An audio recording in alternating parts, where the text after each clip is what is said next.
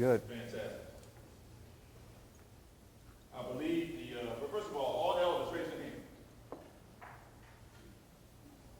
Anybody over, somebody, how old are you, bro?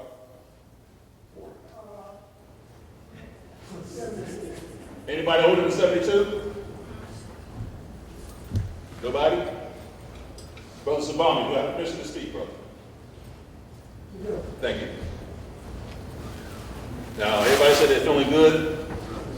I'm feeling fantastic. And now that he told me I have permission to speak, I can talk all kinds of stuff now. Welcome to the Raising Awareness Group, second annual event. We've come a long way in a little less than 2.5 years as a group. We're still young, still learning. We have other groups who've been around much longer than we have. But we don't hesitate to ask for direction and guidance. We have two brothers with AmenRa Squad sitting right in the back there. Perfect example of our relationship with other well-seasoned and experienced people in the African conscious community. As you can tell, our Council of Elders are an esteemed group, been around a long, long time. And I'm going to take this opportunity to introduce to you our Council of Elders. So while we're doing that, it would be prudent for me to introduce our group member, Saka Harris.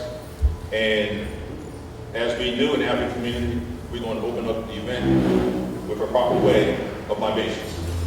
My brother, Saka Harris. Peace. Black power. Black power. I'm about to perform a libation ceremony. This is a little different from probably some of the libation ceremonies that y'all are used to. This is, you can see it has 7 glasses around it, and it's honoring the 7 African powers first before everything.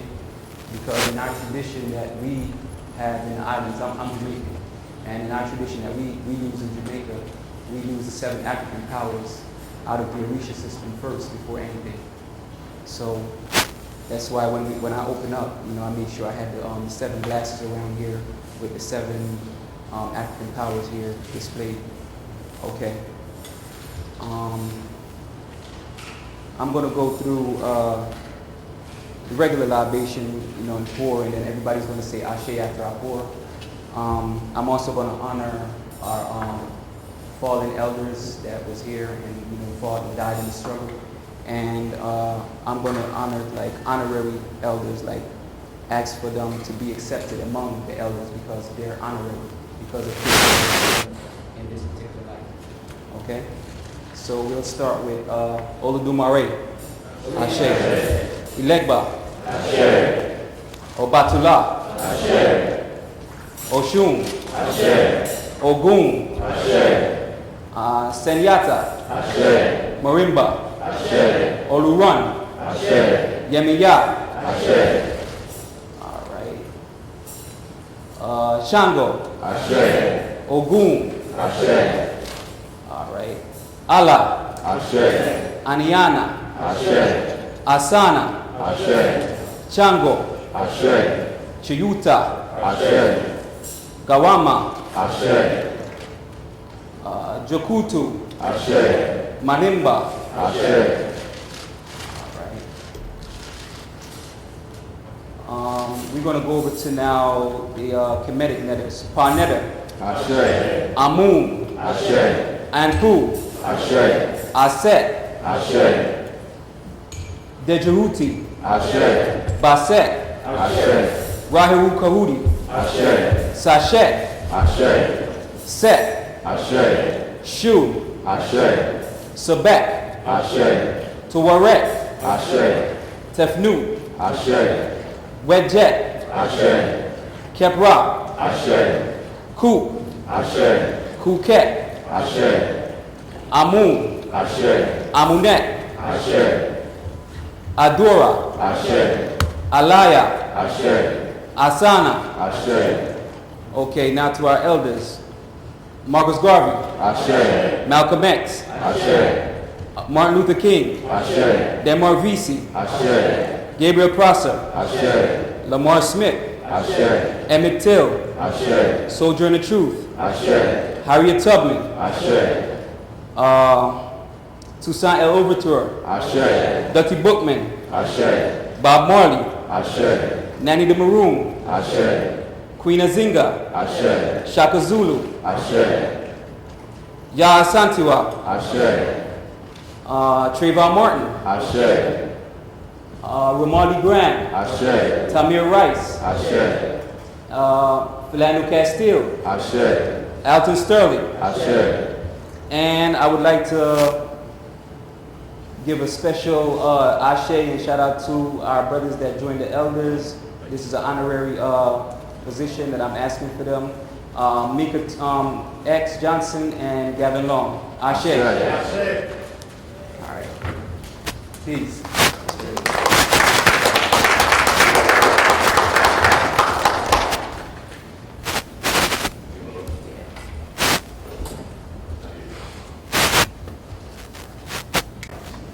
And again, I'm Mkuu Mzee, and we want to thank you for really coming out to our second annual event featuring Dr. Kilimanjaro and Mfundishi, Salim. Mfundishi will be here shortly. He said that he's running a little late, but he will be here. So we're going to go about the business of recognizing our Council of Elders. I also sit on the Council of Elders, but I'm also an active member of the group. So I don't want to pat myself on the back, but I'm an elder. The certificates that we're going to give out today is a simple certificate. A lot of times it's really not the amount of things, the expense of things, the cost of things, but it's the thought of things. And we are giving a gesture that we really, really appreciate our Council of Elders. We've only formulated and brought these brothers and sisters together very shortly, only over the last couple of months, but just in that short period of time, they've been instrumental in a lot of the growth that we've experienced in a very, very short period of time. So with that, I want to have Nikki Thompson come up and let us present her to a certificate of appreciation. And they all say this: certificate of appreciation for the Racial Awareness Group, to our group Council of Elders members for dedicated lifetime services.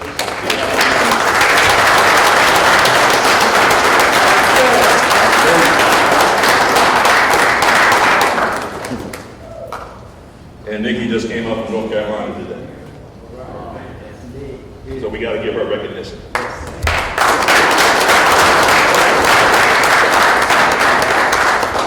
Brother Reggie Mabry.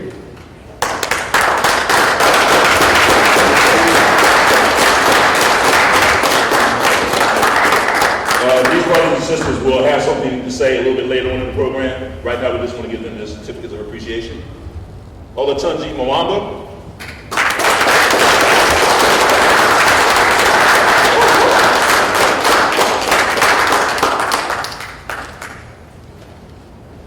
Sabamia Yahu.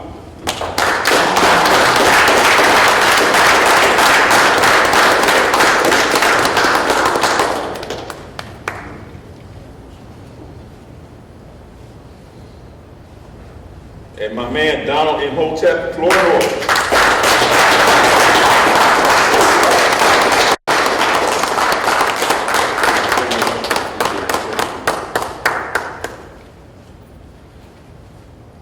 Is Tdka back? He's not back yet? Okay. Oh, there goes Tdka. Tdka, Gada, Kilimanjaro.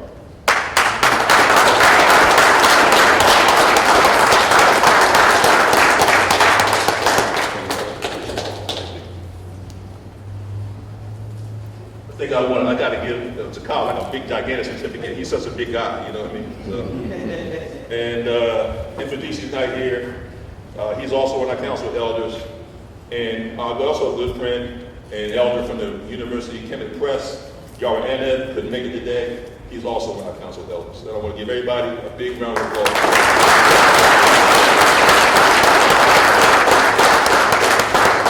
And the drum corps that you heard earlier, Kulo Mele, they had to leave. They have another appointment to go to, but they won't hear the applause, but you want to give them a round of applause.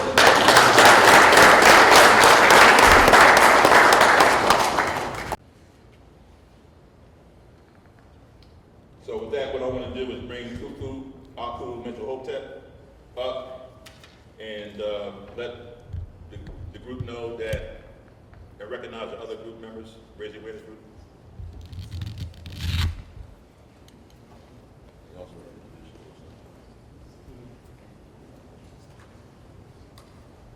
What's up, everyone? I just want to say thank y'all all for being here today to attend this beautiful event. As some of y'all may know, not all of y'all may know, I'm co-founder of Raising Awareness Group with Elder Mkuu Mzee. My name is Khufu Aakhu Mentuhotep. And standing to the right, I have some good brothers who are also members of the Raising Awareness Group. I want them to come up as I call them. Brother Afrikanus. Up on that round of applause, Brother Afrikanus. Good brother right here. He's host of our Blog Talk radio show every Wednesday night, 8 o'clock. blogtalkradio.com/Raising Awareness Group. Another good brother, Saka Harris. We already know their libations. Round of applause for him. And we also have some other members who couldn't be here today. They spread out across the country. We just want to give a round of applause for them. I'll run down real quick. Sister Mayada, who couldn't be here today, she's in DC. Brother Blak Pantha, who couldn't be here today. Sister Kaba, who couldn't be here today. Brother Akil Ikhnaton, who couldn't be here today. Our good brother, who's also co-host of the Raising Awareness Group blog talk show, Fred Barrett. He couldn't be here today. Another co-host of the blog talk radio show, good brother Kevin Williams. He couldn't be here today. All right. So at this time, I want to introduce one of our elders, and we had the privilege of interviewing him. So y'all can check that out on YouTube. Good elder and brother Olatunji Mwamba.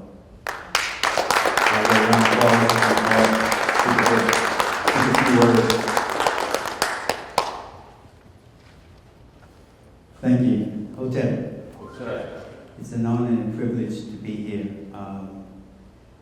I never thought that I would get to this point where I'd be honored by as many people as I am. I'm just trying to do all I can to contribute to moving the needle forward, you know, and so it's really a privilege and honor for me to be standing here before you. I just want to say a few little things. I'm not going to be long because I can't get long-winded, as my wife likes to remind me of. The first thing I wanted to say was that whatever we're doing here today, the most important issue that must come out of this in terms of how it should be reflected is black love. If we are doing this for any other reason than because we love our people, then we're going to fail. That's why we should be doing this, because we love our people. So that when we get into these discussions with others who may disagree with us, let us try to not be insulting to each other. And the reason I say that is because when you insult people, they can't hear you. They can't hear you. They're going to shut down. So whatever it is that you're trying to convey to the other individual that you might disagree with, make sure that you're doing it. Make sure you try to bring as much love to the discussion as you can while you're trying to reach that individual or persons. The other thing that I would like to say is that as we move forward, both collectively as well as individually, that we continue to study, that we continue to research, that research must be scientific. We can't throw a lot of false beliefs out there, trying to make it be real, as Brother Tdka always likes to remind us. We have to have a scientific approach to this. That approach, in terms of discussing our history, must also include a timeline. When you start to argue about history, You must have a timeline. Anybody who starts discussing history and does not have a timeline, they don't know what the hell they're talking about. They're just throwing different ideas out there. So, the book African Time is a modern day work that is on the level, in my estimation, of the great work of Sheikh Anta Diop. I don't say this with any kind of, I really mean it. I've read the book, and from the opening page, it just blew me away at the exactness of science that was applied in the work. It's that kind of information that we need in terms of pushing forward. So I want us to consider books such as African Time and others that you can see. I don't know if you know this, but I just bought 3 other books by it. So I wish I had brought a list of books, but suggestions for anybody that might need them.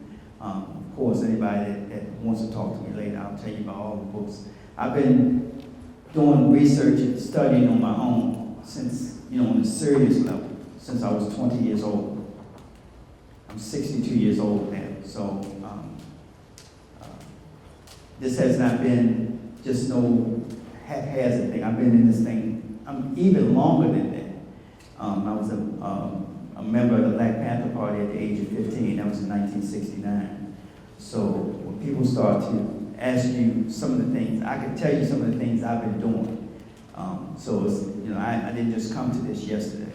So with that said, I'm going to give up the floor. I do want to remind one other thing is that we must also apply, along with our history, a cultural component. Because if we don't understand what culture is and how it works, pretty much everything else we're going to attempt to do is going to fail. We have to understand that we are an African people. And just like all other people, we have culture. I often ask people, do you know what culture is? Sometimes I will ask them, is culture universal?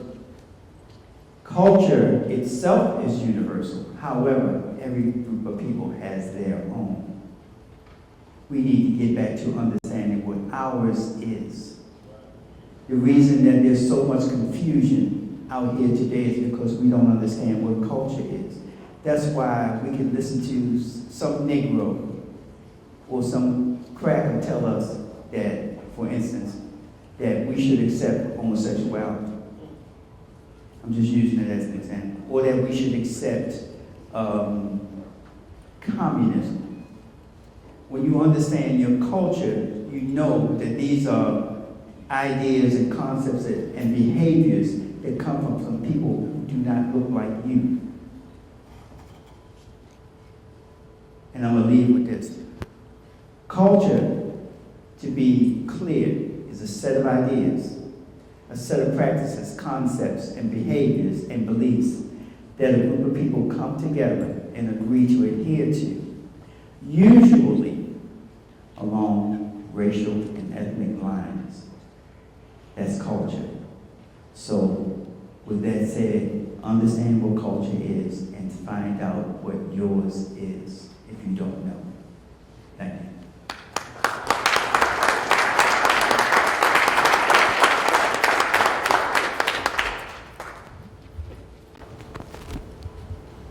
Hotep, brothers and sisters. Hotep. I'm going to be introducing a wonderful elder to the Racial Awareness Group, our Council of Elders, Seba Jahagu. We had a wonderful bill with him a couple months ago. He welcomed us into his home. We asked him illustrious questions. One thing that stuck out to me when I asked him, how was Africa? I said, when you were living there, he told me, he said, well, one thing about you, you wouldn't be as big as you are because all you be eating is rice and gravy. I said, wait a second, no, hold on. But no, he told me that every person here in America, every African, should go home and that stuck with me. Another thing that stuck with me was when he mentioned the library about John Henry Clark, and that was something, that's a goal with us here at the Raising Awareness Group, is to put a library together. We need our own libraries. We need to rid ourselves of the libraries given to us by academics. And one thing he told me, he said, we need our scholars, we need our readers, we need to learn our way, our culture of our ancestors. And that just stuck with me, you know, ever since I met the brother. He's a very powerful brother for his size, but he speaks volumes, and it speaks of those. So I just want everybody, you know, give a nice hand for elders and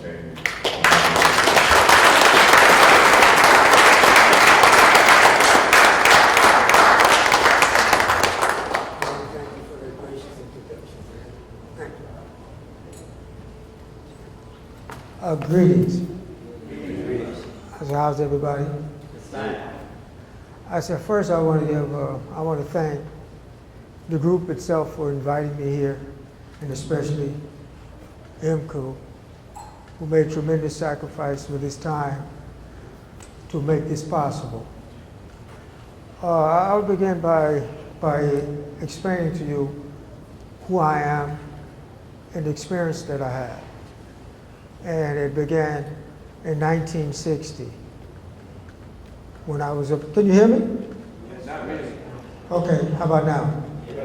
Okay, it was in 1960, and that's when I was listening to the street speakers in the Harlem, on the corner of Harlem and 125th Street, and it was Carlos Cooks was the most outstanding speaker because he spoke about his experience with the Honorable Marcus Garvey. Now we hear a lot about him. He passed long ago, but this is the second thing that's closest to Mr. Garvey himself. I joined the African Pioneer Movement, and I was a member for over a decade. And the organization was an exact duplicate of the UNIA, with the exception it was devoid of religion. And the very first thing that we learned was the two most outstanding incidents in history where we all should know about. And sadly to say, a large percentage of us don't. And the first is the Saint-Domingue Revolution, as we know as Haiti. This is the only time in history where African slaves fought a 12-year protracted war. And on 1804, January 1st, they declared themselves the Republic of Haiti. We all should know that because it wasn't given to them. And the Haitians themselves, they still celebrate this every year in the form of a Liberty Soup. So this is the diaspora side of this important element of history. The other is on the African side. And that is the Battle of Adwa in 1896, when the Ethiopians, under the leadership of Empress Taitu and Emperor Menelik, they defeated the Italians in one day on March 1st. And largely that was due to Empress Taitu, who most people know little or nothing about. She actually took an army into the field with 5,000 troops. She encouraged the Italians to go to Adwa, and they was waiting for them. And the Italians mistakenly believed that they was up there with spears and bows and arrows, and it was going to be an easy day for them. Not knowing to them, Empress Taitu designed a strategy that was magnificent. Menelik had bought weapons for the last 2 years, and there wasn't spears, it was the Maxim machine gun. And when the Italians came up, they was massacred. The battle started March 1st, and then March 2nd. We should know these two aspects of history. Additionally, we should know the history from our own perspective. We should understand that history began in East Africa, in Tdka. You hear about Lucy?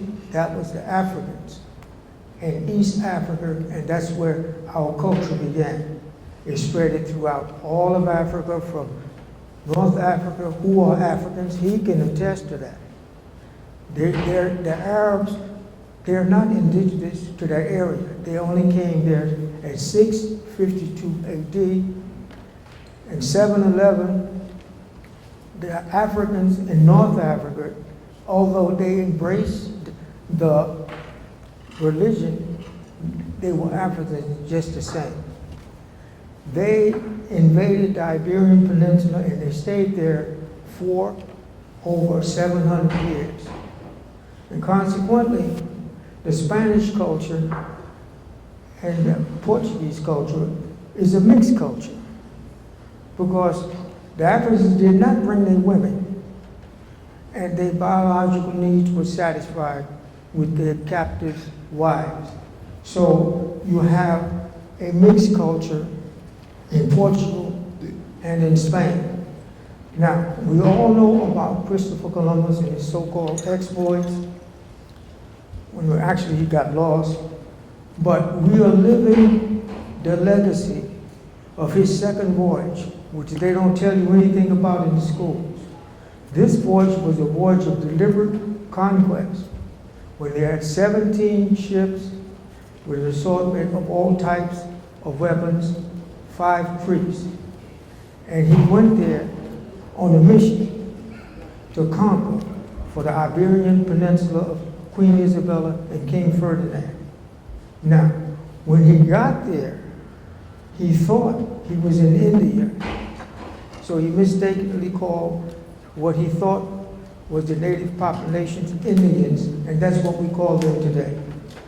Now, he died in 1506, but yet the legacy that we're living is the conquering legacy of the Europeans when they deliberately sent out that second voyage to conquest. In addition to that, the next thing that they do is they take away your ethnicity. They take away all your connections with Africa. And that is the model that they're using today. We live in that. When we go to the schools in America, they teach us about George Washington and all of the white founding fathers. If you go to England, they're going to teach you about Admiral Nelson and Queen Isabella. If you go to Italy, they're going to teach you about Columbus. So the second aspect that has affected us is what we seem to forget is North Africa.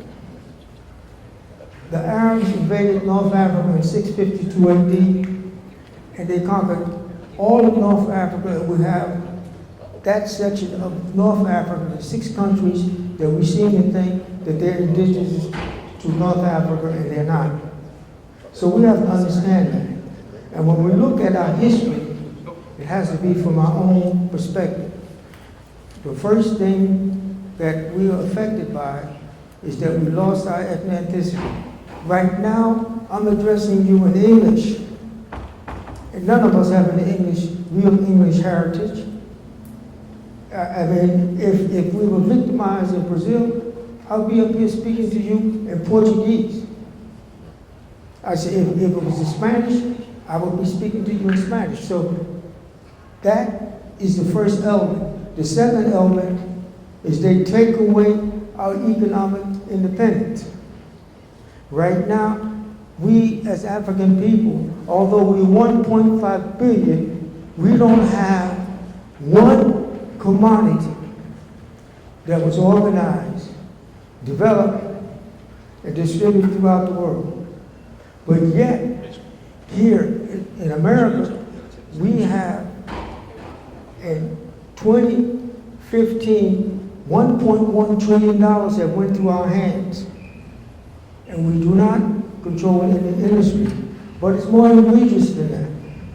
In Africa, which is one of the richest continents in the world, that actually house over 37% of the raw resources which the world depends upon, again, we do not produce any global commodity that we can say our own. So consequently, we're sitting here, and although there's 1.5 billion of us throughout the world, we're custodians to the richest continent in the world, we at the bottom of the economic list. And even more egregious, none of our leaders are discussing this economic matter. Economics is the most important element that we all should concern ourselves about, because we couldn't get here if we didn't have any money. We need money to buy houses, to build houses, to do whatever we have to do. We don't control that. And in Africa, sadly to say, the Africans do not add value to the raw resources. Nothing has any value unless you add the raw resources. For example, cotton is an agricultural product in Africa. So what do the Africans do? They export it. And they build the textile mills, they build clothes, they build whatever it is, and they bring it back. Right? Now, they buy it at an exorbitant price. They have oil. They send oil, crude oil, to be processed someplace else. When they come back at the pump, what it is? And consequently, because of the mismanagement of the raw resources which we all have, this is part of our heritage. The mismanagement of the raw resources is one of the reasons why, although Africa is one of the richest countries in the world, 20% of the poorest countries in the world are in Africa. On the other end of the spectrum, Western culture, of the 20 top countries in the world, they're all involved in Western culture. And we're not addressing the real problem. It's not about integration. It's not about getting better jobs. It's about making jobs. We have a lot more control over our future than we realize. And this is all of an aspect of the African manifesto, which I authored. And that's the two tenets of the African manifesto. It's very simplistic. The most important thing that we have to remember, we're not going to change anything. It's just giving us direction. We have to think first. What we have to do is embrace African ethnicity. And the first thing we have to do is use African.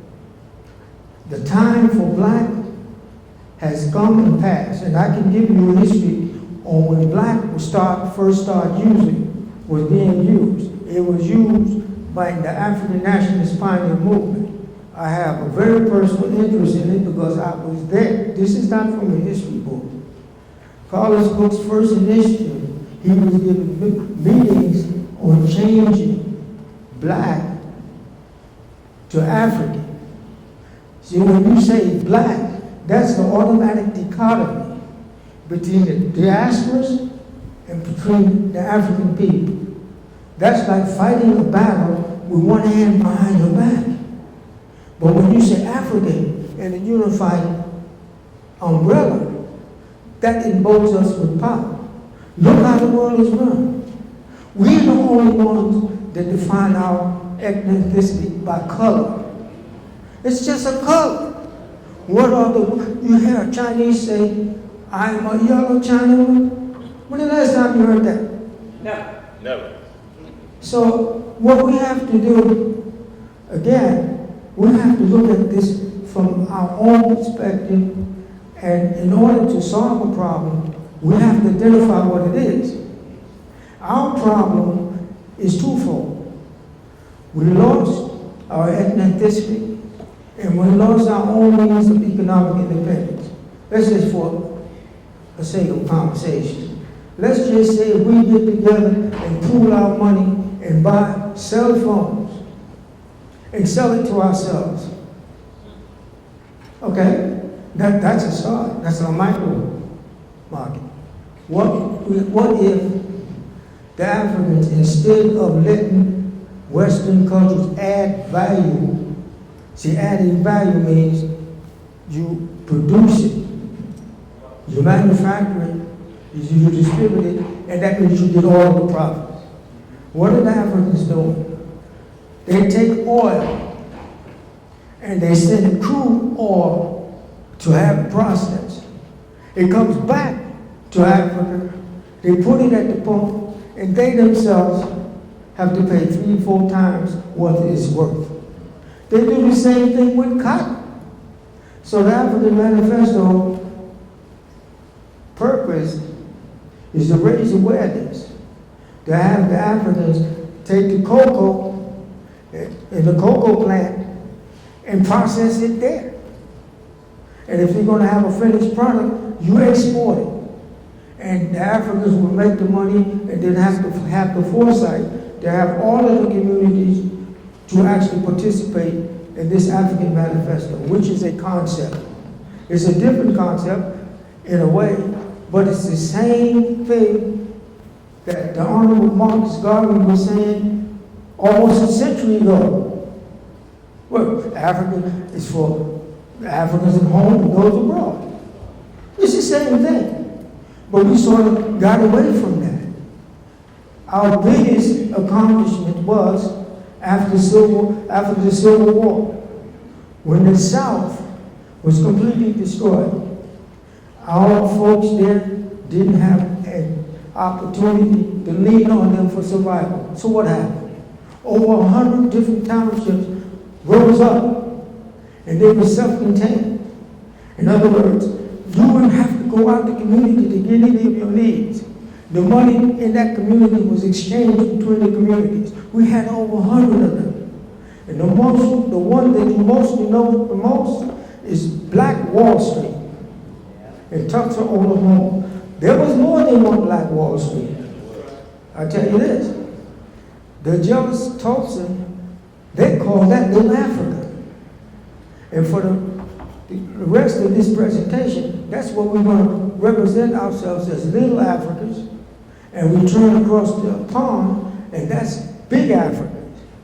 Now, Big Africans is to offset the Berlin Conference that occurred in 1884 and 85, when it split Africa into over 50 countries. You can't be effective of those small countries individually, but collectively, if the Africans take the lead from how other cultures are working and stop becoming a part of somebody who don't want you to be a part of, and avert somebody that you want to be a part of, they're the reason that we're having a problem. Now, let's just say that the Congo, Zambia, and the Cameroons would be a big Africa, and their economic purpose would be agriculture. That's enough land mass to feed all of Africa. And this thing about being hungry would be obsolete. If you take a mineral-rich country like South Africa and the Congo, and the Congo, South Africa, and Ghana, and they would produce the necessary industrial things that we need, that would be another big Africa. So what I'm alluding here is that right now, recently, they broke down the barriers between African countries. It was a short time ago, you had to go through all types of things just to go to a country next door, but that's gone. The next step, in order for the Africans to ameliorate the social equality conditions that have been imposed upon us and that we think that should happen, is for us to get together as a community. All of the descendants communities have to get together. They're the ones in Brazil, the ones here, and when you think about it, we're all over.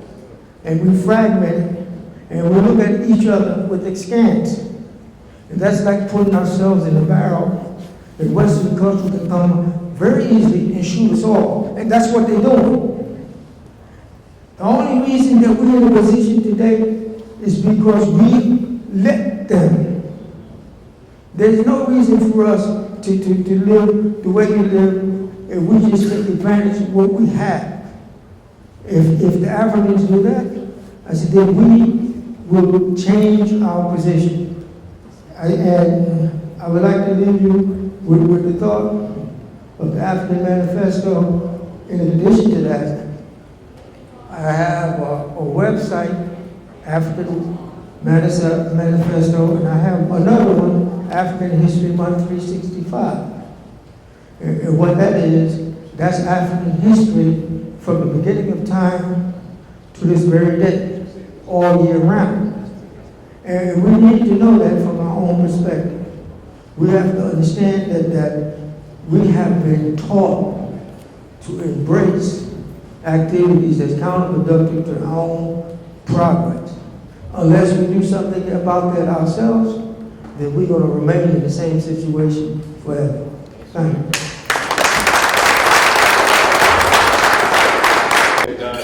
Don't stop eating. Keep enjoying your meal, because I know you still have to bring your plates out.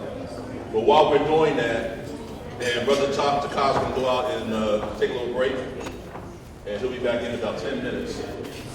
I want Brother Reggie, when Brother Reggie to come up and give us a few words, and then after that we'll have Brother Donald come up just for a few minutes. And then hopefully we'll have our meals out, and then we can start with Dr. Tdka. Does he need it?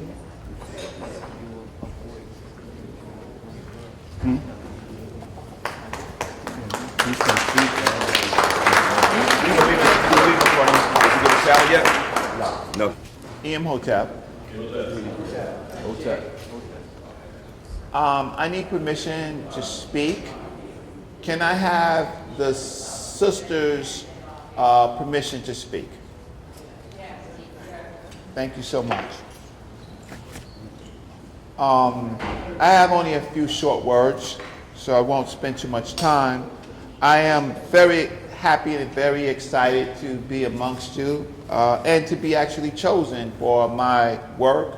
A lot of times you do work and you think that it's not being noticed, and it depends on the type of work.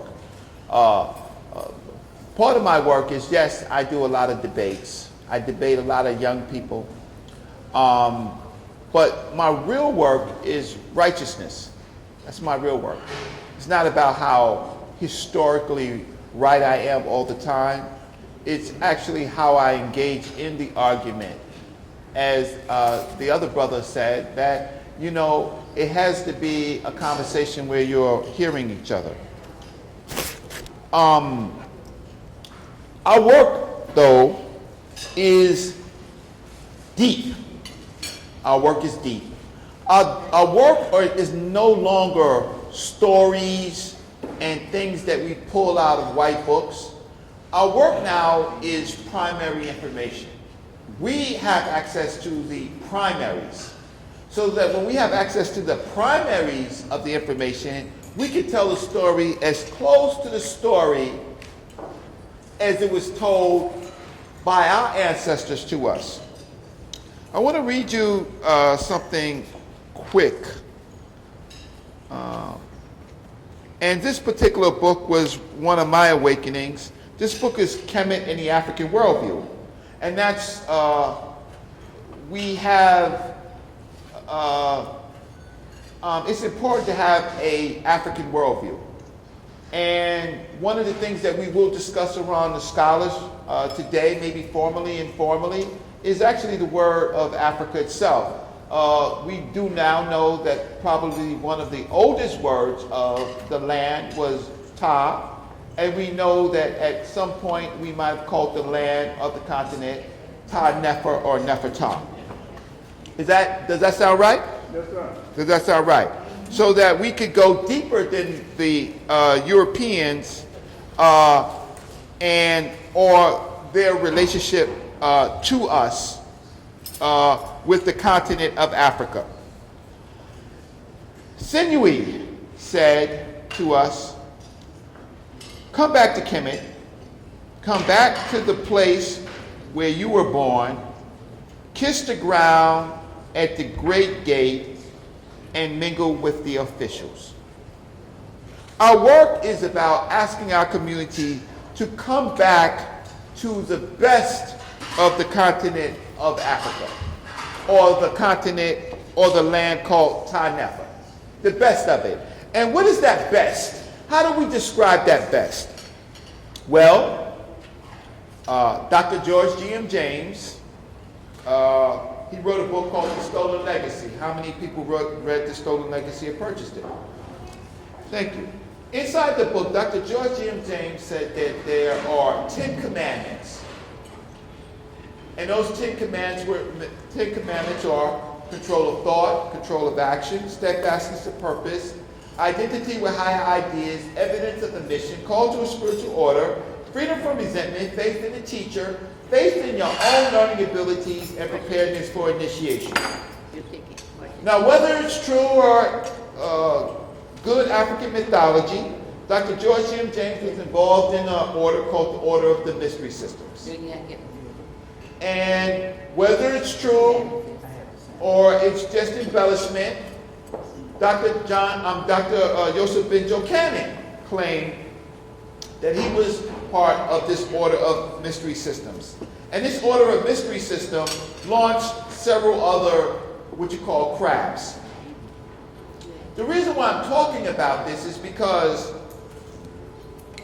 we have to follow commandments.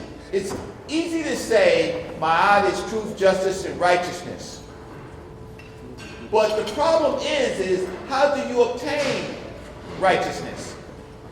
So Dr. George M. James gave us those 10 virtues, and I pondered, now knowing some more aspects of Nile Valley culture, what is control of thought?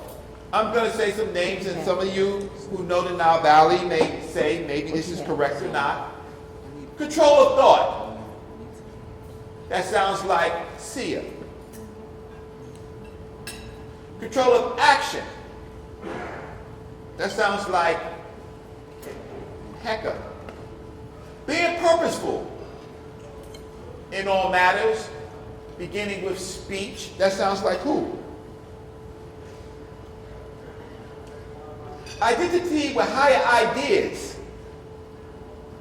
That sounds like Maat.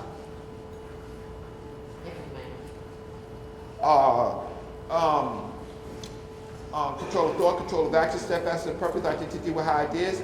Evidence of a mission.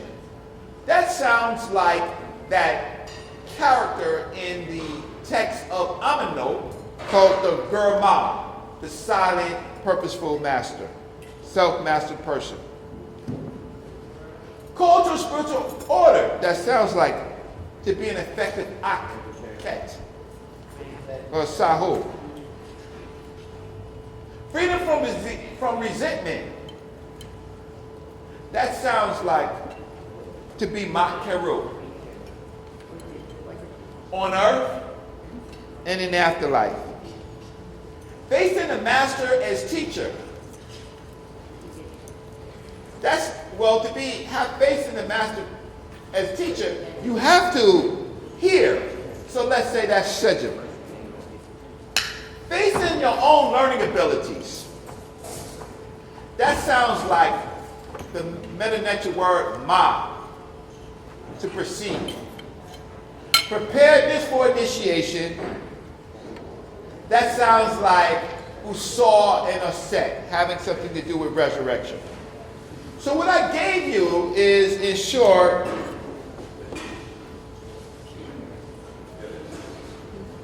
Dr. George G. M. James' 10 virtues, and I aligned it with things that you can actually see in the Nile Valley. Because the problem was when Dr. George G. M. James told us about the stolen legacy and the 10 virtues, it was all in English. And the issue is, when we go to Kemet and when we study and we look at the primaries, where do we find things like Sia, Hu, Heka, Ma? Where do we find that? Well, where we might find it is in the solar boat, the Sekhmet boat, when when the night begins, and Re as a principle, not as a deity, because we don't believe in deities, they're not deities, they're principles. When the principle, Re, is weak like a corpse, and his name is Aweth, and on that solar boat are some of these principles: Sia, Hu, Heka, and Maat.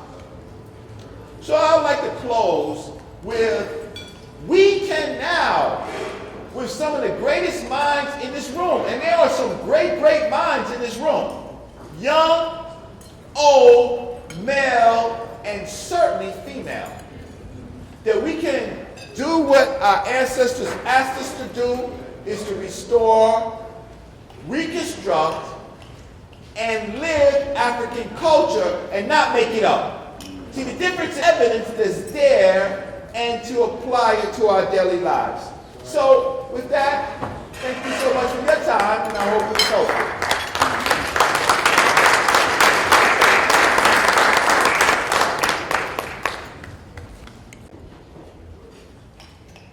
Okay, Brother Don, will you give a couple minutes, please?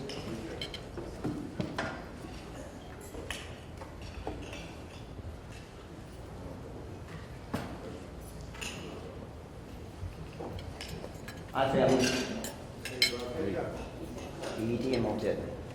Hotep. I'd like to ask my elder for permission to speak. Brother, I didn't get his name. Sabani. Sabani, permission to speak. Sabani. Just asking for permission to speak, brother. Thank you. Again, Hotep family. Hotep. You know, it's a real honor to be here, you know. And I want to thank the Raising Awareness group for inviting me to be a part of this groundbreaking, this trailblazing experience here. Although for the life of me, I didn't know when I was invited, you know. I didn't understand, you know. Don't know who's watching, brother. Because, you know, I don't consider in some ways I don't consider myself an elder. I'm always going to be the Toys R Us kid, you know. I remember about 2 years ago, I was at an event, you know, a cookout, and these kids, they were playing full court basketball, you know, and I'm all up in my head, I can still do this, you know, I can do this. And this kid said, "Come on, Pop," you know, and I was like, "Pop," you know.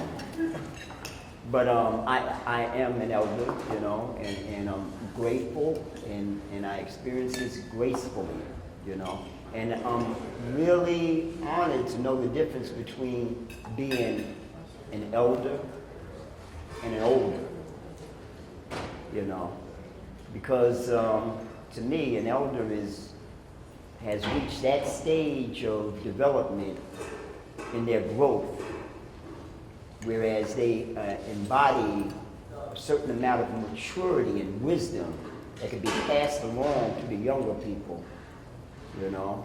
And I'm always mindful of those people as a kid, you know, coming up, that had that about them, you know, was very attractive, you know. And I understand that in Africa, it was the elders that were the storytellers, the ones that kept the legends, the ones that were that brought justice, the ones that were sought out as comforters, the lawgivers. And that's very important to me to understand, you know, that I have this Raising Awareness group as a springboard to bring back to my community things that are valued and can be used by those younger than myself, you know, as a means to achieving manhood and womanhood. Now, I'm not a speaker. I'm more of a behind-the-scenes kind of person, you know, and there's a place for everybody, you know. So I'm just excited as everybody else to hear, you know, our distinguished speakers, you know, Tdka, Kilimanjaro, and Mfundishi, the Jhutyms, and that's about all I have to say. And I want to thank again Mkuu for inviting me to be a part of this.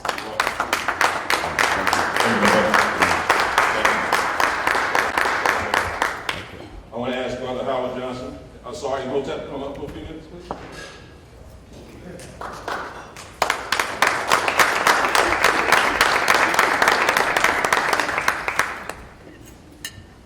Oh, you didn't think you was going to escape.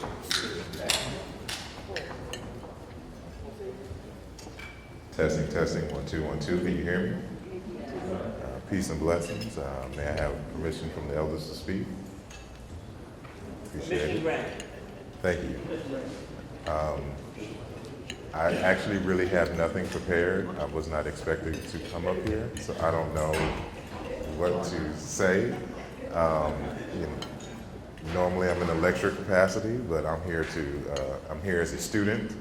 So I'm just, happy to see not only our speakers, Dr. Tdka and Mfundishi, who just arrived in the back, but just to see you all here, eager to hear what these great scholars, have to say. So all I have to say is, have an open ear, enjoy, take notes if you can, go home, internalize, and implement it in your lives as best as possible.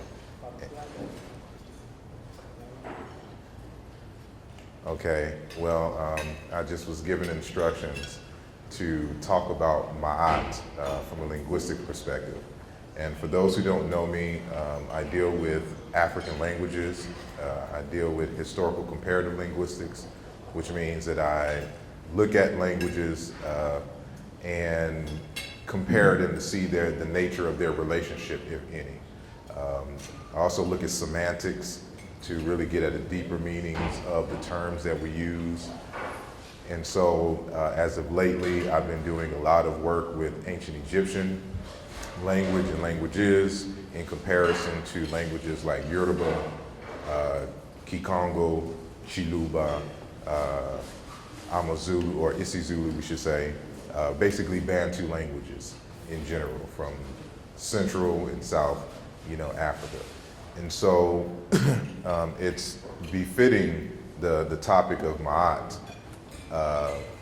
It's one of those words that I've come to learn that we're kind of pronouncing not necessarily accurately, but it's irrelevant because we know the meanings. But you'll find the concept all over Africa, not necessarily the concept itself, but the word. And so it's dialectically different. One variation of the word is in Lunga, in Kikongo, which has to do with truth, righteousness, justice, just as you see in ancient Egypt. In Lunga, N-L-U-N-G-A, in Lunga, N-L-U-N-G-A. When you actually say Maat, Maat is really a series of consonants, which is an M as in Mary, an R is like in Robert, a K sound, and a T suffix. So it's really like metaki, or like market. That's the historical general pronunciation of Maat. And so when you look at these other African languages, it'll be a little different. But normally I have a slide for all that, but again, I was just, kind of ushered up here. So, but I would just say this. The word itself, when it comes to truth, actually goes back to a more ancient root, meaning foot. From the concept of foot is path. We have derived meanings. So the noun foot becomes path. So it's like if you are, or people have been walking through the grass to a specific point and it leaves a path for you to walk, that would be Maat. It's an actual path. And so what we come to discover is that the concept, the word for truth and accuracy has to deal with the path. It's not necessarily just, being correct in of itself, but the actual path you took to a destination. So it ultimately comes from a root meaning foot, and then path, and then the word for path, means truth. So it implies that you took the correct route to a particular destination. So if you got to the destination, obviously it's accurate, it's true, because you took the right path. So when you understand Ma'at as a process, a path that you take to a particular destination. And so of course, if you're off path, then you can't get to the spot you want. So ultimately, if you're looking at the language, historically, that's the linguistic process. And so you'll see how this kind of manifests in other various ways. But in also the word itself, because ultimately it comes from a word meaning tree. And then from tree to member or whatnot. And so the early Africans saw the human body as a tree. And so the same word for member, like a tree branch, was the same word for leg and hands and arms. And so what happens is you have the noun and then you have the action of the noun. So if you have a leg or foot, and then you have derived meanings for the action of the foot, walk, run, go, come. Those words come from a word meaning foot. So when we're dealing with path. You also have another variation with the same root, but with the arm.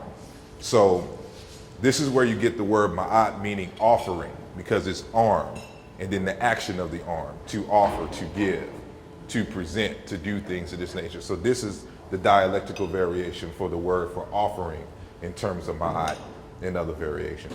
So when saying all this to say in my 5 minutes that I was given, that it runs deeper, but it comes from very simple language. And you will find these words all over Africa. So I would encourage everyone to really kind of study African languages, not just for the simple fact that, there are languages, but they encapsulate the richness, of our philosophy, from very simple concepts to things that are very abstract. And then you'll get a better understanding of ancient Egyptian culture, its value systems, its customs, and things of that nature. So I'll end with that and go from there.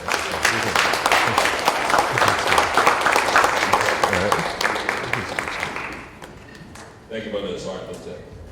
We won't question the service, man. We also have another brother in the building. I'm not going to call him up yet. It's Brother Sonjedi. He's got some other service to do a little later on. But we'll let you know. Raise your hand, Brother Sonjedi. Okay.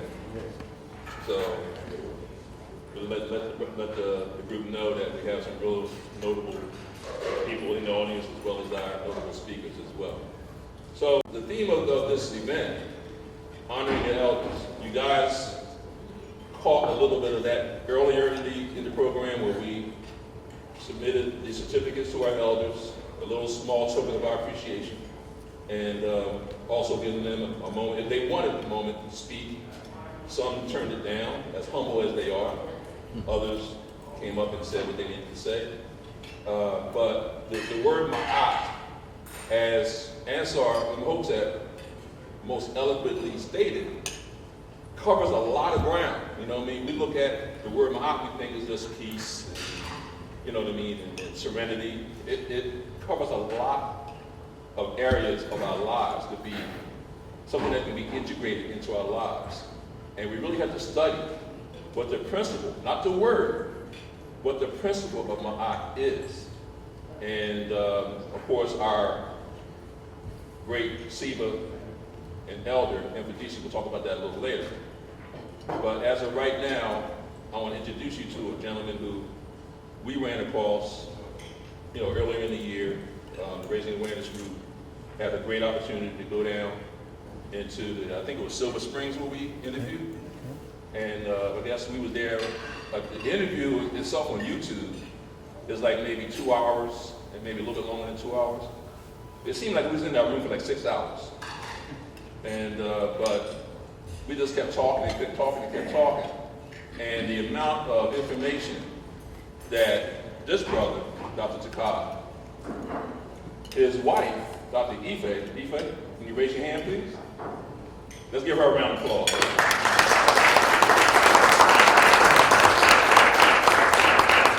And the University of Kemet Press, we know about their works, you know what I mean, the lifelong work that they have to do, the effort that it took to bring this information to the community. It is just astonishing.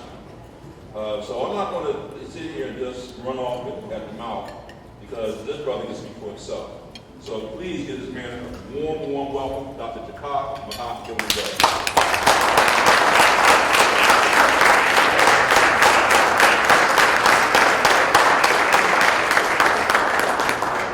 Asante Sana.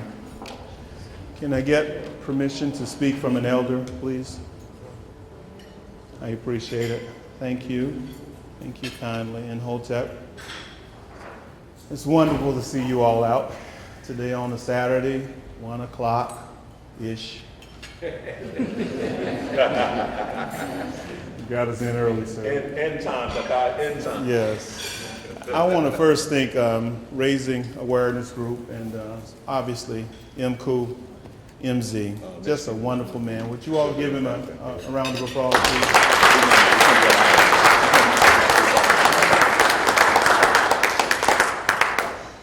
We say in our work, nothing difficult is easy. And that's a simple statement, but it's everywhere in our lives. So I want to, first of all, thank my wife, Ife, who for the last 16 years, you've already given a round of applause, but you probably should give her more, because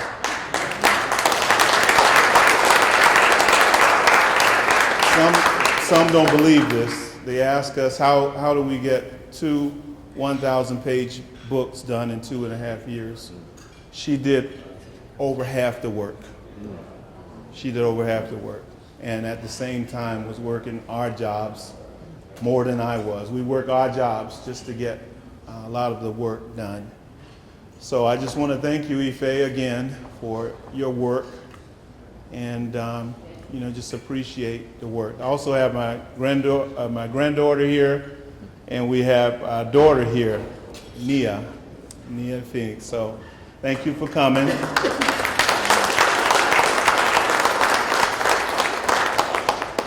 She just graduated. I'm proud of her, really proud of her. She's got out, finished college, got it done. She's in grad school now.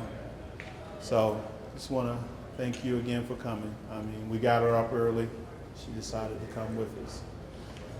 I want to thank you all for coming also. The statement I made earlier was nothing difficult is easy. And so my topic today is tied to Ma'at, but I'm specific to a statement around preparation and perseverance.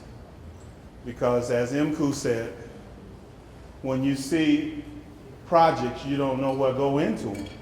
You don't know what price people have to pay. And when I look at the elders, heard the elders speak, Reggie, I heard you. I just appreciate the fact that there's a price that's being paid, and there are some people willing to pay it after they recognize what that price is. And so I say all that to say that I've been given a few minutes to address a topic area around Ma'at, and I'm dealing with preparation and perseverance. We started our journey, at least my part of it, about 30 years ago. I was once an athlete, basketball player. Thought I was pretty good at it. I was at Florida State. I was a starter. I was good. Came in contact with some direct racism in my junior year, and just decided for my senior year, as a preseason All-American and conference, one of the players to be in line for Player of the Year, I walked off and left it. Didn't have any place to go, didn't know how I was going to finish school. It was in a newspaper in DC. Someone got it and said I wanted to go to graduate school at Howard. And they said you can come. And obviously there's a lot behind that, but former name was James Bozeman. You could look it up. I fought them. I didn't have any money. I fought them. They called us animals, that I was just there to perform for them. I was mad that I was just entertaining them. But after time, I felt that elements of what they said was true. I was entertaining them. I was a basketball player, and that's all we were doing. We were hoping to get paid and then use that to do what they're doing now, messing around. And so my leaving there was painful, but I was happy to go. I ended up at Howard, and that's where the discussion around preparation and perseverance starts off, because I can relate that to what it takes to get 15 books done in 3 years and 2 1,000-page books done in a 2-year period.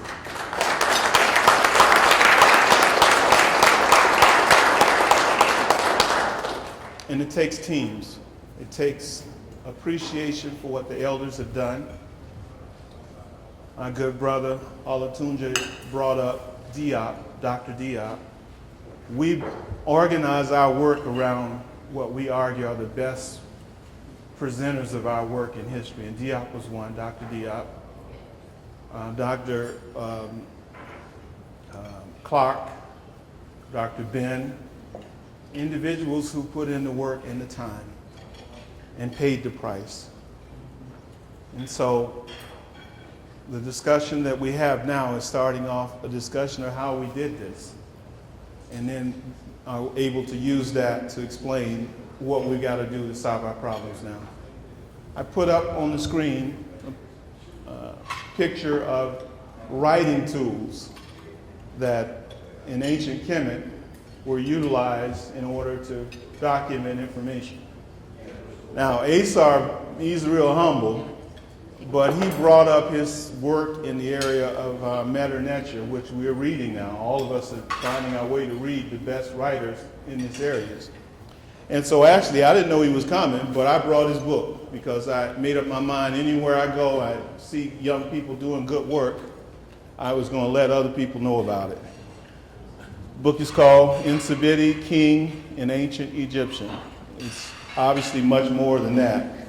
He's dealing with the linguistic understanding of leadership in ancient Kemet. And he's using his skills to use the papyri to, in his eyes, retranslate things and explain it to us. If you have an opportunity, find this man, get this book. Also, I brought another one, A Beginner's Guide to Meta-nature. If you're not in a class with Dr. Ricchetti and all, see if you can get in one with this young man, Waju. He's a good up and rising young person who's doing good work. So find a way to show appreciation for the work that's being done in these areas. So I put this up for a reason. The reason I put it up is because whatever it's going to take for us to get ourselves organized is going to be in writing. It's going to be transferred through our teaching of our children, and it's going to be transferred through young people and older people who have an open heart. I heard Olatunji even bring up that we've got to love and care for each other. We have got to have open hearts. We've got to be able to take criticism,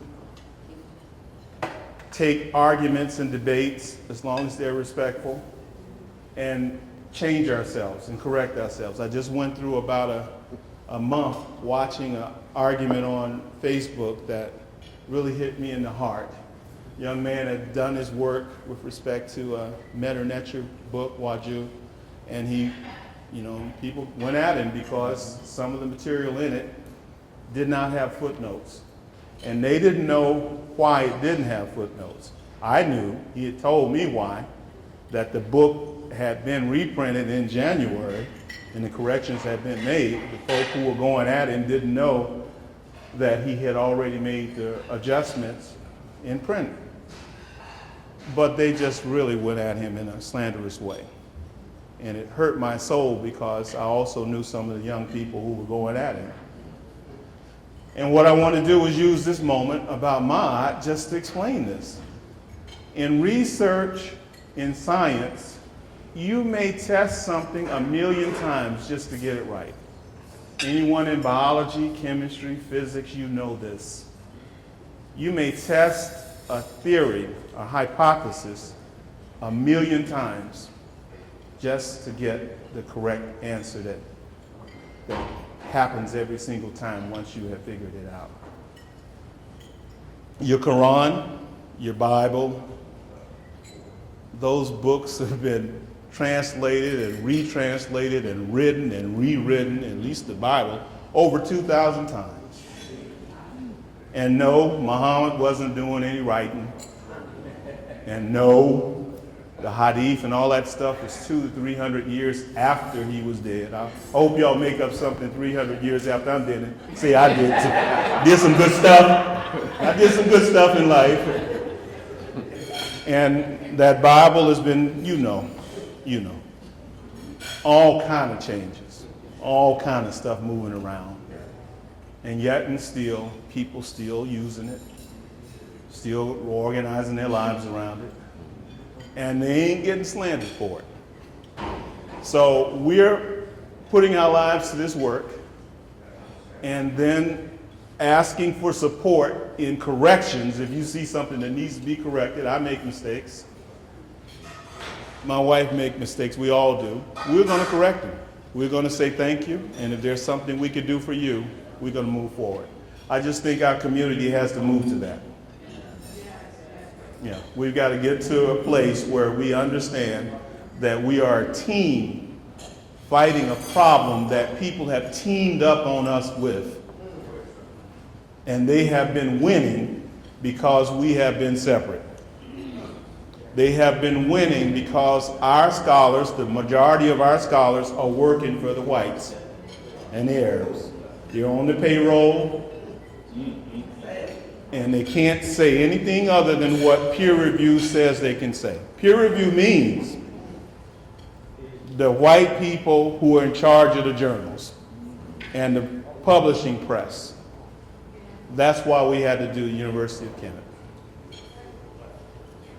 So you have to put yourself in the position to appreciate how hard this is.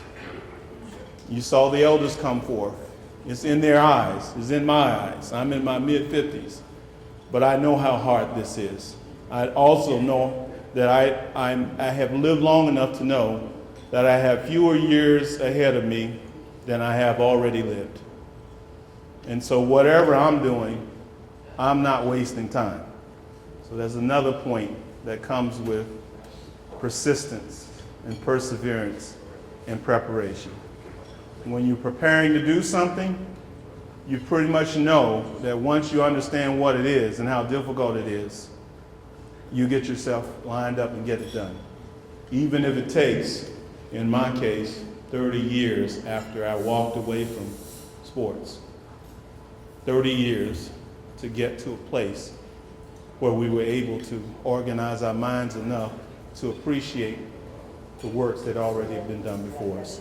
So we'll have a slide situation where I talk a little faster, but also would like a question and answer period where we ask some questions that allow us to figure out how we're going to team up and put some material in print. And the reason I'm so concerned with that is because we've run schools before. I've been a vice president of a college. My wife also, she's run K through 8 schools, principals. We know what's happening.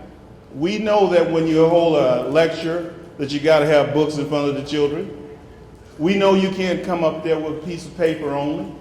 The children have to have books in high school and they have to have books on the university level. And the problem I argue in the African Synod movement, what I have seen, is that not enough energy was put into getting in place the books that were necessary to run those schools. Chemistry books, biology books, physics books, even the history books, K through 12. All of that had to be written. And I had a difficulty when I saw it wasn't. And we were having to cut and paste stuff just to get it right. And you can't raise a generation or generations of children cutting and pasting. You have just got to bring together the minds in a specific area, get them teamed up, and get them working, producing this material. And you've got to have coordinators editing it, going through it, positioning it so it can be utilized in these schools. So, what I'm going to do is walk you through part of the process we went through to get to this point. And I'm going to speed up because these pictures are really just visual aids to what I'm saying. So bear with me. I said earlier that the reason we talk so much about Kemet is because the material is written down. We can go back and look it up, and then we can find what we need in order to organize ourselves. What we did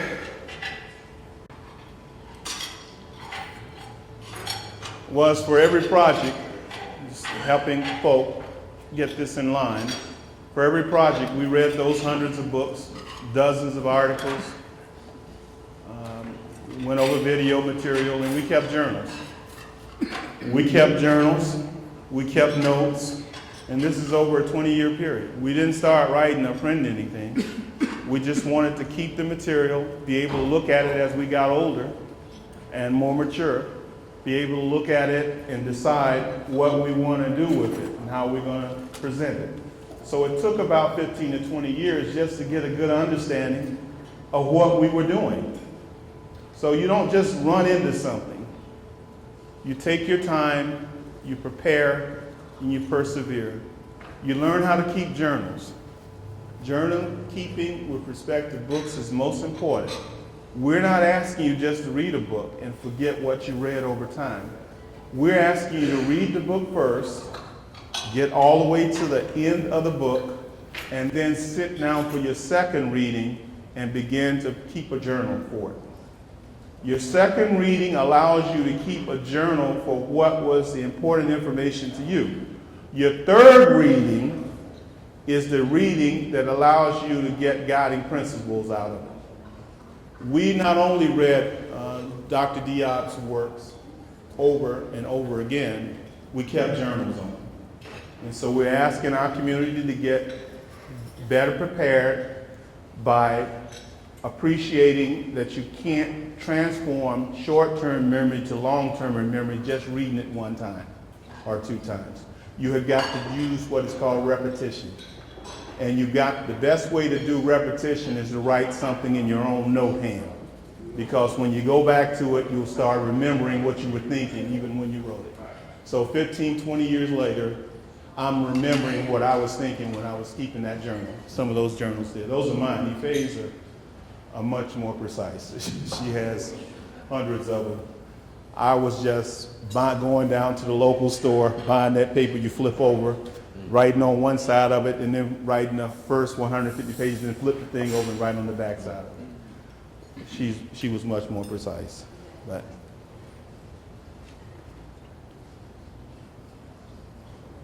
once you move from keeping that journal on the notepad, in order to get chronology in order, you have to put it on cards. Now, some people have to follow me on this.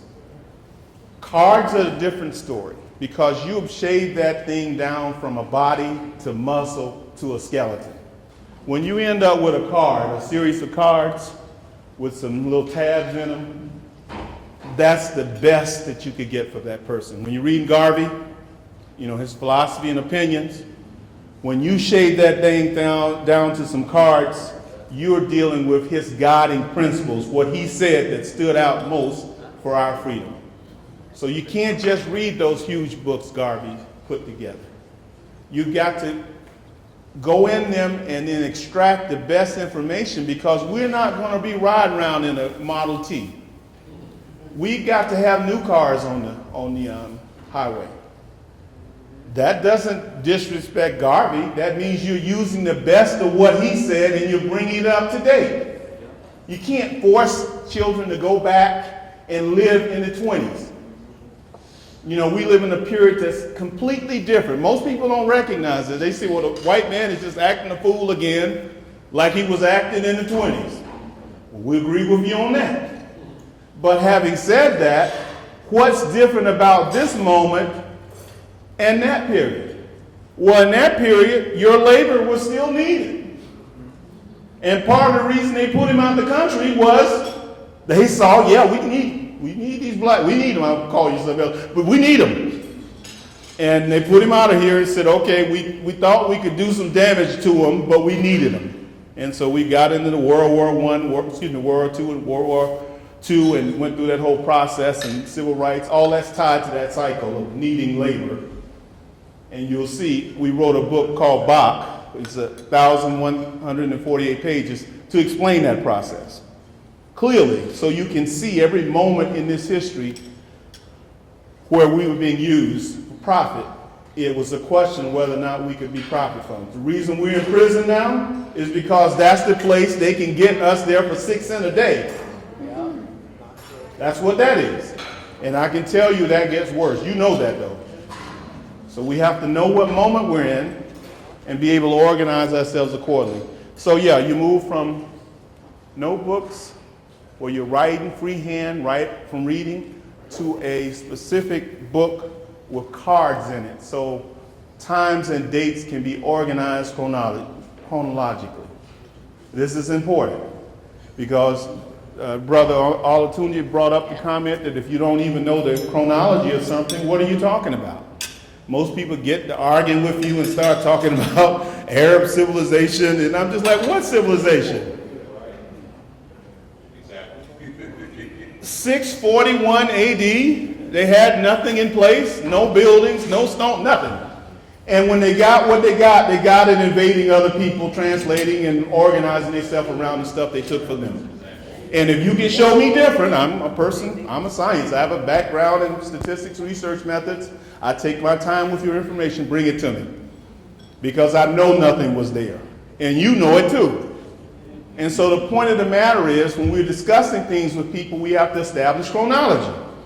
And we have to work hard on this.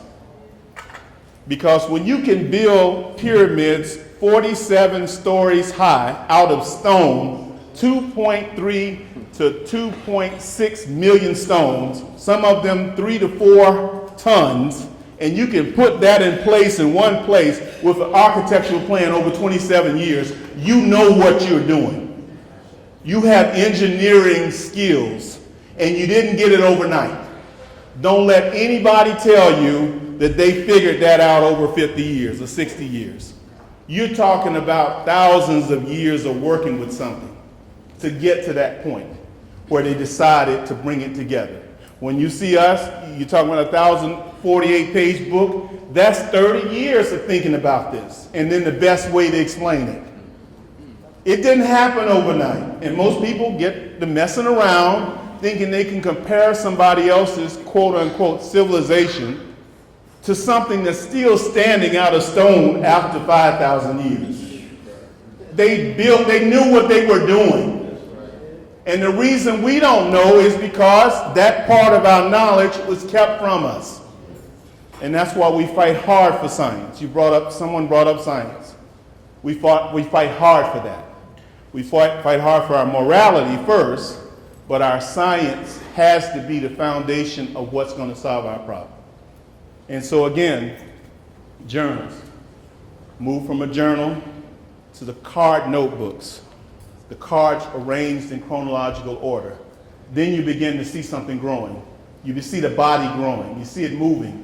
You see that first embryo turning into 9 months. You see a baby coming out. You see that baby crawling. You see it walking. That's how you see a civilization. That's how you can get an understanding, not a mystical summary. You can get an understanding of what really happened.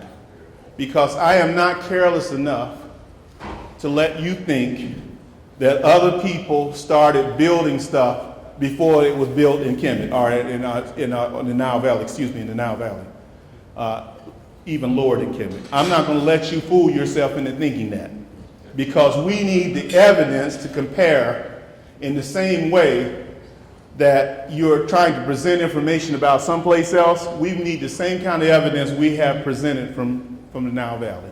We have ours. We don't need a story. We don't want a long cut and paste. We want the evidence. And that's what I've been presenting. And in the final analysis, once we get that worked out, all of us can begin to put on paper, before we pass away, the information that we've learned on this planet. And this is what I want. This is what the University of Kemet Press is fighting to do. To get in place these study teams. To get in place teams of people who have expertise in whatever area you have it in. And begin the process of working together to put that on paper. All of you have something going on, and all of you know friends and people you know who have something going on in your areas. At some point, we got to get that on paper and get that printed and get that out to our young people. This is what we got to do, because that way we can systematize our work. We can systematize what our children are taught. We have it in front of them. And you don't have to wait for a teacher to just leave the job and try to get somebody else to do something and they don't have the book in front of them. This is what we're fighting for. So I'll move this faster. You've seen these. That's what's on the table, but that's what came out of this process of 30 years and then 3 years of writing. This is this material put together. I wanted to speak on this for just a short moment. It's called preparation again. We started off with this thing over here, and we moved then to this one, and then we moved to this one. What I'm saying is, we started off with the notebook. We moved to the one I told you that was my little baby when I met Ife. She already had skills ahead of me. But then we ended up with the journal. She had made a decision that was not going to work for her, so I had to at least move up to speed. But I'm saying it's a 3-step process, but once you got it, whatever you have read in those hundreds of books, you got it. It's in here.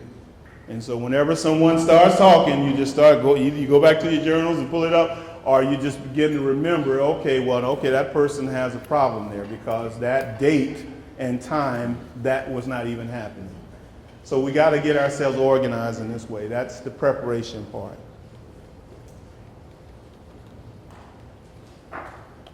That's my first summary. Now, let me give you a summary of what that means. What it means was, had to get through school to get the preparation. If I could have gotten it from some of our master teachers, I would have. I just didn't know them at that time. I started to run into them later. Leonard Jeffries and those is doing good work. At the time, you hear people just, giving the great speeches that they were giving. Dr. Clark, they were giving great speeches.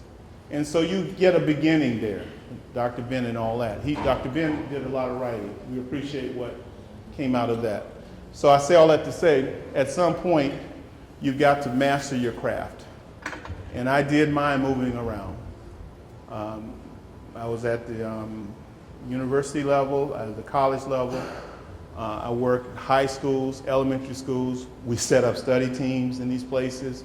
We organized ourselves with respect to the children we were around. Sometimes we did summer work with children, teaching classes, African American history, African history, etc. You have to go into the field and master your craft.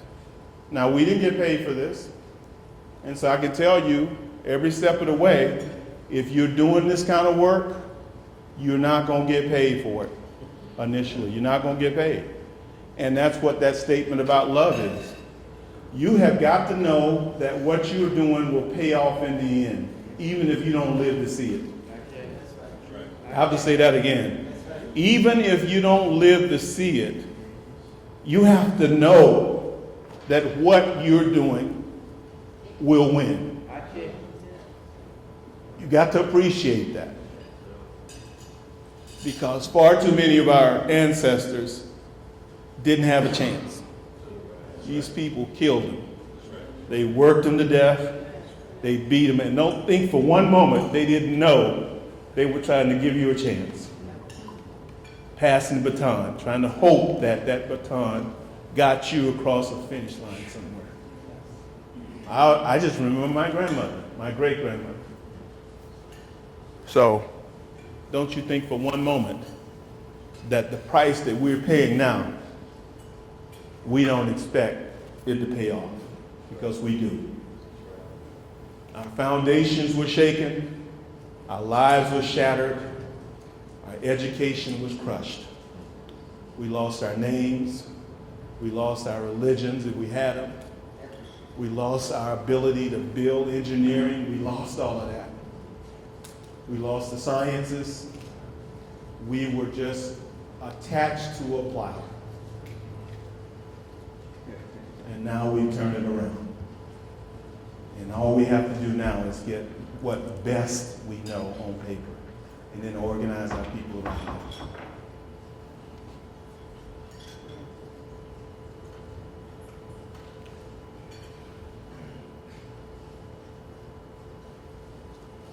it.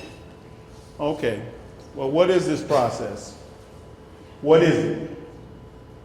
I'm going to show you the process we went through to look at our history in time.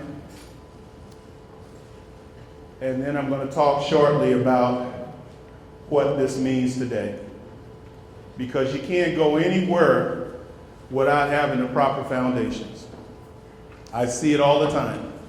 People get in arguments with other folk with myths.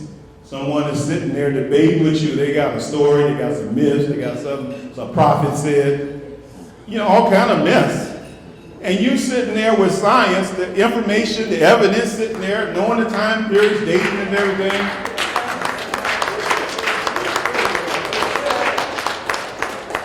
We can't do this. Put those persons out of that room and then focus in on the ones who have evidence. I mean this, because you're not going to get very far arguing with someone with fairy tales. You're not going anywhere. You know, you're not going to get anywhere. And then they get mad and start cursing you, calling your names and calling that scholarship. So as someone asked me, say, why they don't see me doing that? Well, you've never seen me and you never will.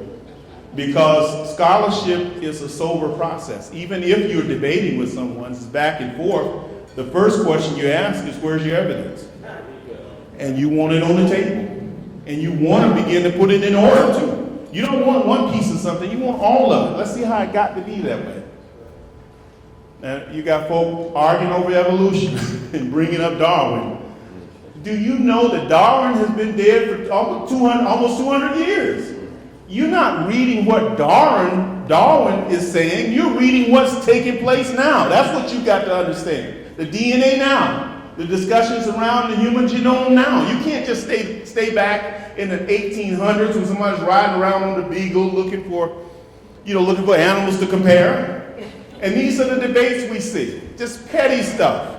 So no, get the evidence, put it in order. The evidence has to be based on facts that have been tested and proven to be real. Again, we start with the evidence around astrophysics and physics, the development of the universe, galaxy, solar system. You have to begin with what's the best information that has been proven to be real in that moment. Now, I'm not saying all of it has been validated, but some of it has. Then you have to begin to organize yourself mentally. Universal formations, I'm just calling the universe formations, solar formations, earth formations, life formations, human life, and then social formations. You got to have order to them. You can't have a society without people. I mean, you're talking about a human society, you got to have people first. And you then got to understand how those people became what they became. We're not what we were 300,000 years ago. We're not what we were 3 million years ago. People get confused about that.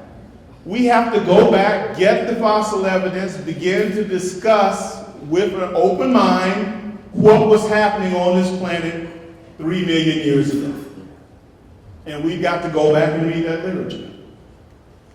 Then we have to follow that process, and the reason it's in black is because everything is black. Australopithecines, Homo habilis, Homo erectus, Homo sapien, Neanderthal, Homo sapien sapien. The colors start changing recently when ice ages produced that process, or at least accelerated. We go through the Earth process, its development. We discuss that as best we can from the information in that area. We then go through the process of where human life began to develop and how it moved down the Nile, down the Nile from the interior of the continent to the Delta region. We discussed that. We then move out to how, based on the fossil evidence that's being found, where these human beings, black folk, moved to.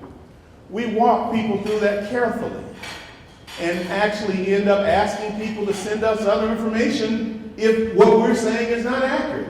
See, as a scientist, you're not hurt by somebody criticizing what you have. You're trying to get it right. You welcome them to say, oh no, that's wrong, I got this. Because you're waiting on the evidence. You're not waiting on the story, you're waiting on the evidence. And when you get it, you get a chance to test that to see if it's useful and if it works. So we actually put that process together and explain how the central development of Africa and the conditions in those regions of Tanzania and Kenya and parts of Ethiopia were the foundation cradle for human life. And we go over it all the way down to South Africa, what is now South Africa.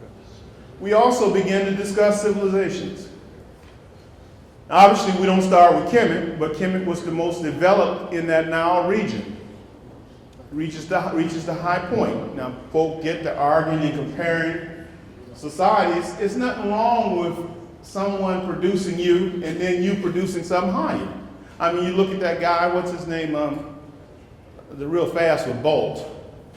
I mean, there were track runners, black folk who were skilled before him, but he has size, he has everything to go with that size, and he's actually been trained. And so he's moved past what they did in the past. But that doesn't mean that you disrespect what Jesse Owens did when he did it, what he was up against. So we're saying we're building on the past and appreciating that building. So Kemet reached a high point. We actually use that in our discussions. We also use the science that was utilized by Kemet in our discussions. We made very clear who the people were. We don't need to go around and make up anything. We just show the pictures that the Kemites showed of themselves. We don't have to go and dream anything. We don't have to hope that they were looking a certain way. We have the color pictures. I mean, we have over 20,000 in our files, color pictures. And so when people get to arguing, we're still trying to put the dates on them, but the point of the matter is, people get to debating, you just have to pull out the information and then obviously ask them for theirs. Now, so we go through the stages of the development of Kemet civilization. Obviously, we do this with the West African civilizations also. We make very clear that we're not being biased when we spend a lot of time on Kemet. We do that because there's a lot of foundational stuff that we can rebuild ourselves in this moment. You see, when someone said we had culture as our foundational thing, one of the elders said this. And it's most important to get back to that. We're running around with everybody else's culture. We're trying to organize ourselves around their way of doing things. Ma'at doesn't mean anything to a person who's sick with Christianity. It doesn't mean anything to these folks sick with Islam. That's not your stuff. That's their stuff. And they use it against us on a daily basis. You're not in those rooms when they were sitting around putting together their Quran, the Hadith, and the committees that wrote that 200, 300 years after Muhammad, well, they say he was, well, after they say he lived. Well, I haven't seen any evidence. I'm always waiting for evidence. When you're dealing with Kemet, you got the bodies, you got the evidence. You got the building, you got the pyramid, you got the place the man was buried. They around there, just roping him and just, throwing our bodies around any kind of way. You don't have any evidence of that stuff they talking about. Just stories. And as a matter of fact, you don't have the stories until 80 years after these folks been dead. I'm still waiting for the person to bring back the information of these, the Quran pieces that they supposedly got together and pieced together a book from. I'm still waiting for them to tell me how they got this stuff together, because If you're telling me 80 years later, you find them bark with some writing on it and leather with some writing on it, you got 300,000 pieces of material, and you use 300 of them to write your Quran, I'm still waiting for it. No, they did what everybody does. Well, they write books just like everybody does. They get committees together, they write the books, they decide on what's going to be in it, just like the Bible, which ones they go keep and which ones they're not. And we got to get better. That's how books are written. Gods are not writing books. Allahs are not writing books. People who can't read and write are not writing books. You ain't going to the cave and come out intelligent. You can't. And we got to stop playing with history. If you're going to hold them to that standard, you've got to then pull us in and say our oral method works too after 500 years. You know, you can go with 500 years and then start talking about something and say, yeah, it happened 500 years ago. That's what they're doing. And you let them get away with that. But when we say we have an oral tradition, nobody wants to hear it. You know, these people can remember stuff for 200 years that the prophet did.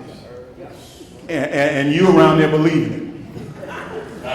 I can't remember nothing for 2 days. I'm in business. You know, so that's why I keep notes. That's why I notice that. So no, don't let people play you. We can be griots too for 200 years. We can do this. So don't let people come to you with their mess and you can't ask them where's the evidence of this. That's the first question you ask. Where's the body? Where was it? Who buried it? Let's see it. And if they don't have anything, what do you believe in this stuff for? What are you coming to argue with me for? I don't have anything to do with any faith and stuff. I'm dealing with facts. I'm dealing with evidence. I'm not dealing with a story. We got to get our children in line with that. That's how we'll turn the corner. When we talk about our enslavement process, we have to have the evidence and explain it. We can't let these people get away with stories. For years they said we weren't getting hurt. They said we didn't hurt when they were doing what they did to us. Now we got all this evidence to explain what happened and how it felt. You can't let them get away. You all have to write this. Our young people will have to do this. So we went through the destruction of our civilization. Now this is not done in a week. This is decades. Dealing with moments. Laid out the information chronologically, historically.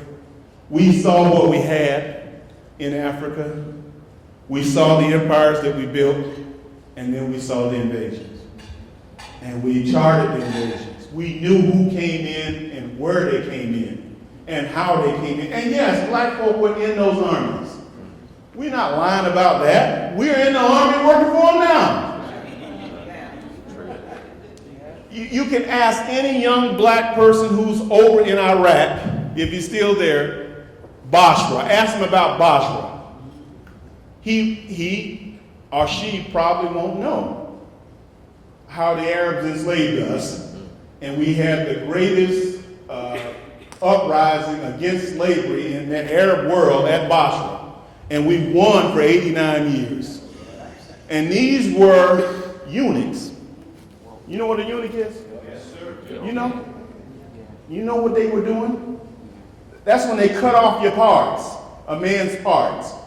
And they didn't just cut off the part, they cut off the other stuff too. That's what was over those harems. You know what's in the harem? Our women. That's what was in those harems. So we don't laugh with these people, joke with them. We just bring up Basra. Somebody was saying, oh, they didn't come into Africa and enslave no Africans. I said, well, let's talk about Zanzibar. That's all you do is you go to the evidence and you just take your time with Zanzibar. You peel it back. And this is probably the worst place on the planet that you could have lived, even with these whites acting like animals, or the United States and in the Caribbean. The Caribbean is close. But Zanzibar, just spend some time on it. And then you can look people in the eyes when they're telling you about their civilization. Because I didn't see nothing but animals, mistreating young and old, castrated, destroying women and men. And then in 1964, you know what happened. The blacks went at it. Let's go and study 1964 in Zanzibar. Study what happened there. They'll try to make you feel sorry for them when the blacks went at them and killed every last one of them they could kill and ran the ones into the ocean. I got the video. I'm sitting looking at it. I'm having a good time. Appreciate that.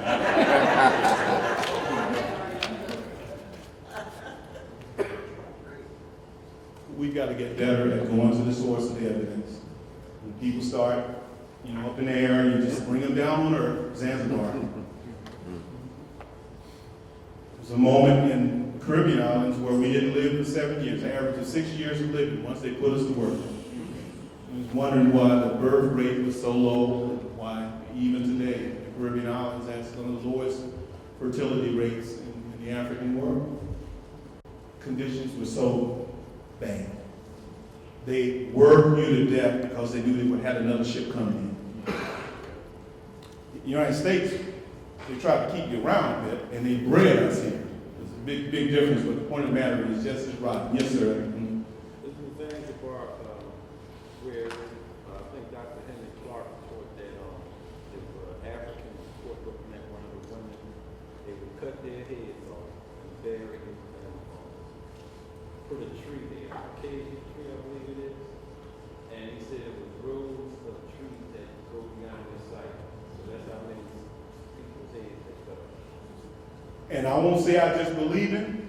Someone dug a couple of them up and saw bodies underneath them. Now, they tried to explain it away, but the point of the matter was the point is well taken. The brutality that we have dealt with disallows me from sugarcoating.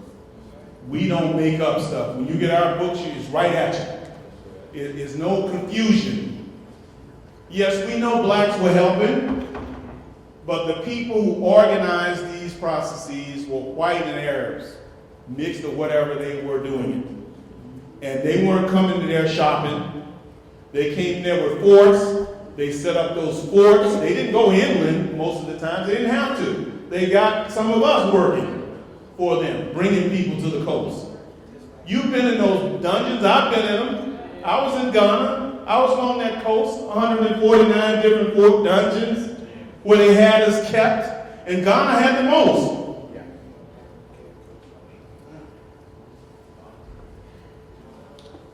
No. We have to get better at sorting out the evidence, appreciating what we see, being honest about it, and then organizing our lives to do something about it. And not worried about whether you're going to get paid or not. I mean, what is money? Well, it means to live. You can get means to live in other different ways, and we've got to find ways to work that out in our community. We can't let scholars starve to death. I'm not calling Asar a starving scholar, but he's a young man who's trying to move forward. He's getting the work done. And I know he knows that this stuff, money ain't growing on trees. He's having to get these stuff printed and stuff published himself. And he hadn't gone through 30 years like I have. So the point of the matter is, when you can find a way to help some of these young people as they push forward some things we need done, help them. That's right. Do it.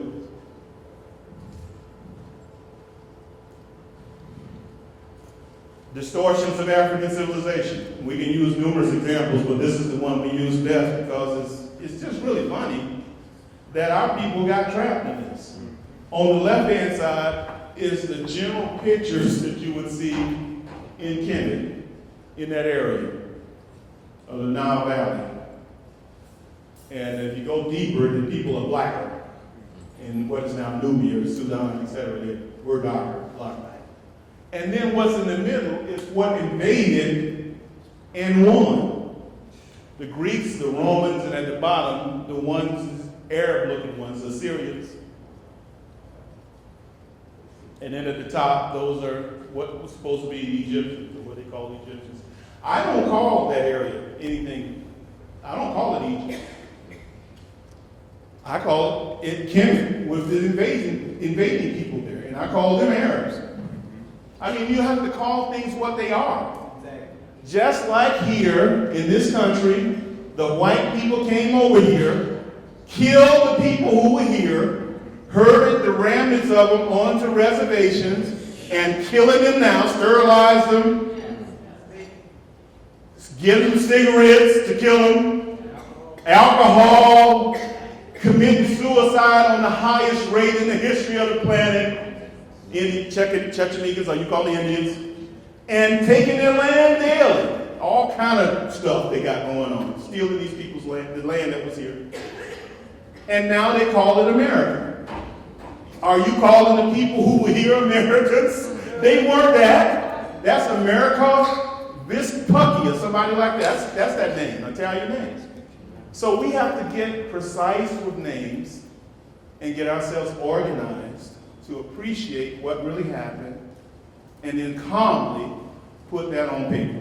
Because when we open our private schools, and we got to do this, state funding ain't going to help us, they're going to be science-based schools, and they're going to have evidence about everything in history. We're going to stand on it. When we do this, when this generation, this younger generation gets it right, because there's a lot of lessons that were learned from the 80s and the 70s, the African schools, the black schools, the 60s, a lot of lessons we can incorporate on how we're going to have to finance our own schools and have the books in them to go with it. And then obviously you all know about Tutankhamun. He got a facelift at the top. These white as can see. This is the one they parade around your classroom for our children. This is the one, they made it up, put some plastic on them and everything else. And at the bottom of it is how Kemet saw Tutankhamun. The actual pictures of the actual things. And so the one at the top, you've seen it before, 2006, 2007, they would parade around the world with this one. This is the new face of Tutankhamun. This is all our history. This is how it's all done. Anything that we did a good job at, they put a white person face on it. Anything that we did well at, the engineering, the most advanced engineering on the planet was done in Kemet. The medicine at that time, ancient medicine, the most advanced ancient medicine in that period was done in Kemet. The law, the legal system, the political system. Do you know they had a federation? They had a federal government. They actually had a federal system. The first European federal system was in the United States.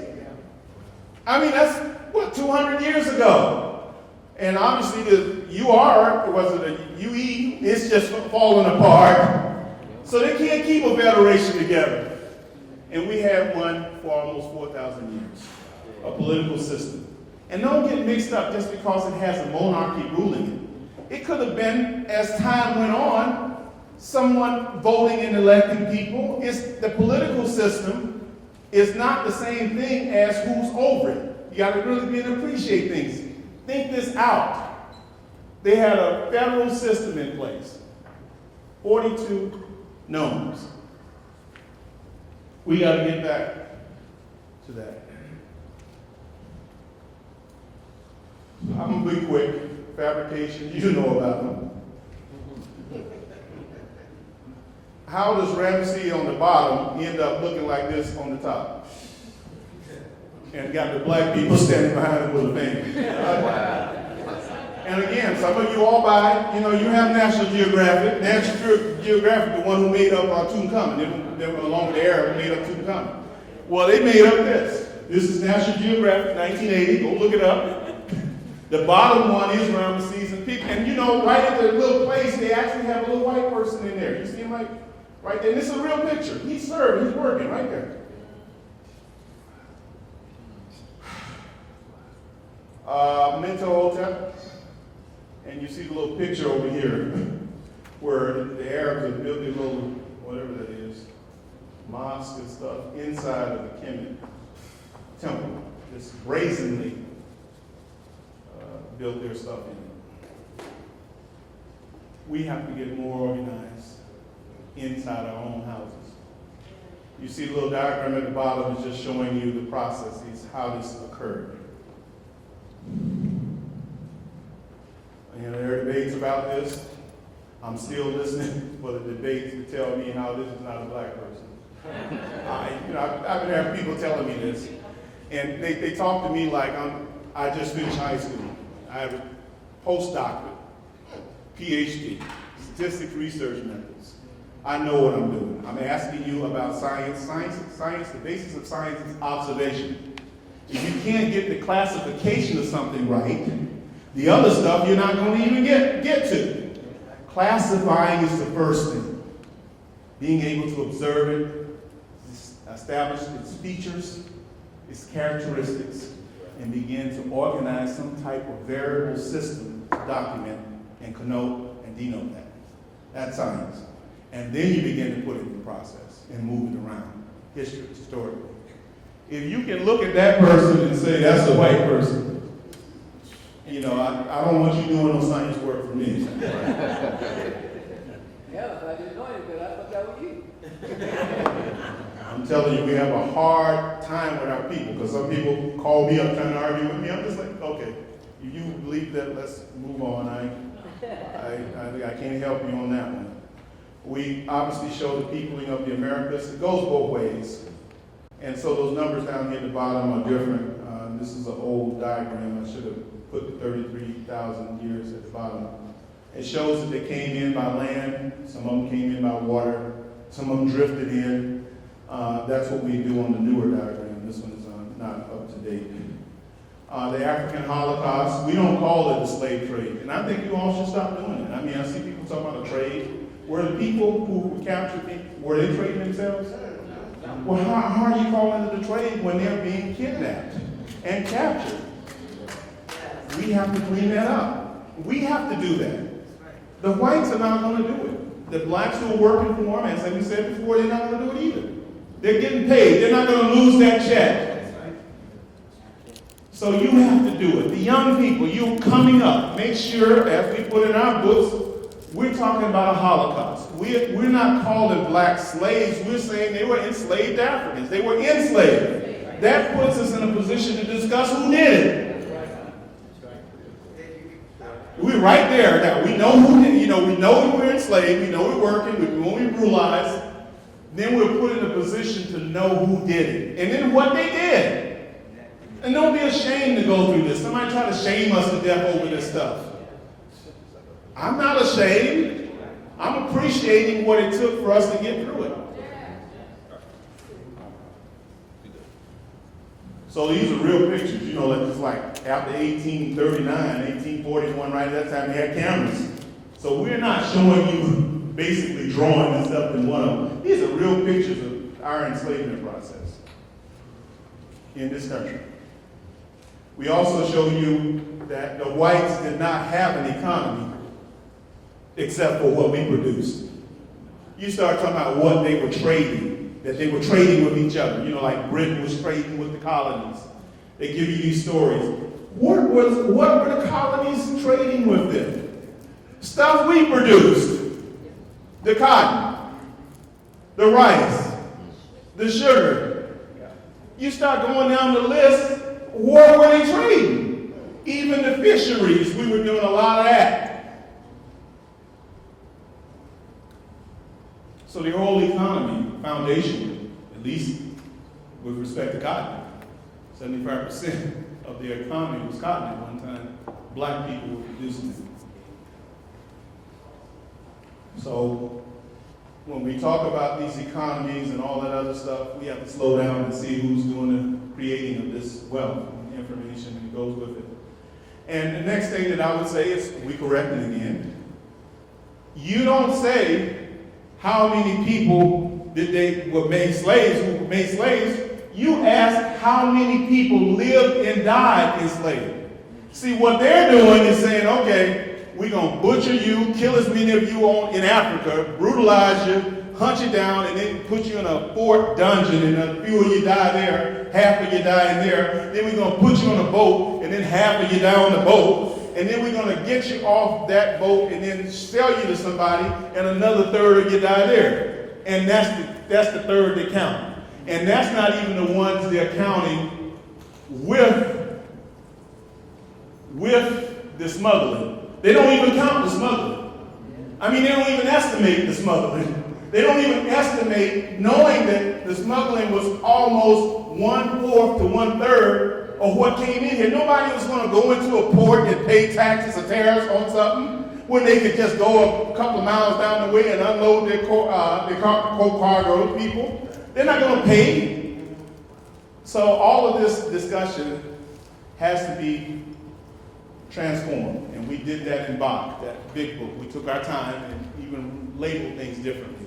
So no, it's not who was enslaved or who was made enslaved. It's who lived and died enslaved. And so we can then put our numbers together properly. And obviously this is a work in progress. So keep that in mind.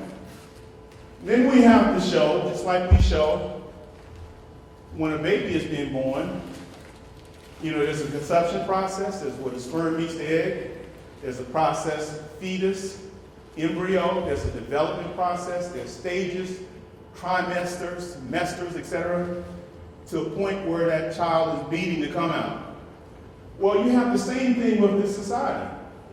Most people get confused on this. They think, okay, we can hold a discussion about what happened in this country and think that it's still the same thing. It's not. You are not the same person you was when you were an infant. You're still the same person you were, body-wise, but you have grown. You're something else now.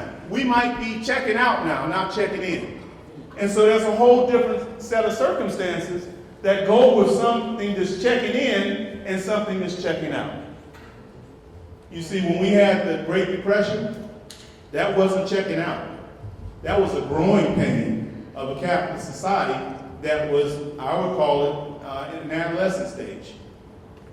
You're not at an adolescent stage now in this society. We're at closing time. And we have to organize ourselves accordingly. We have to be more precise. We have to be more organized with our thinking. We have to be more careful when we're talking about what kind of social system, economic system we want to have. We have to talk this stuff out and then go to the literature and see that capitalism is only 200 or 300 years old, 300 years old. Most people think it's been around the whole time. They're discussing it like it never will be anything else. Did capitalists come over here or did feudalists come over here? Feudalists came over here. Was Rome under feudalism or was it under slavery? It was under slavery. Greece was under what? Slavery. 60% of Greece population was enslaved. And not only us, they was enslaving their own. So you have to study these things. We are operating within their system. Their system has 5 levels. We can add them up. Primitive communalism, they call it. Slavery, feudalism, capitalism, and they call something socialism. Remember that? That's what they are operating with, those 5. And you remember socialism didn't come out of capitalism. It came out of feudalism. You don't have any socialist societies that came into being under capitalism. They were under feudalism.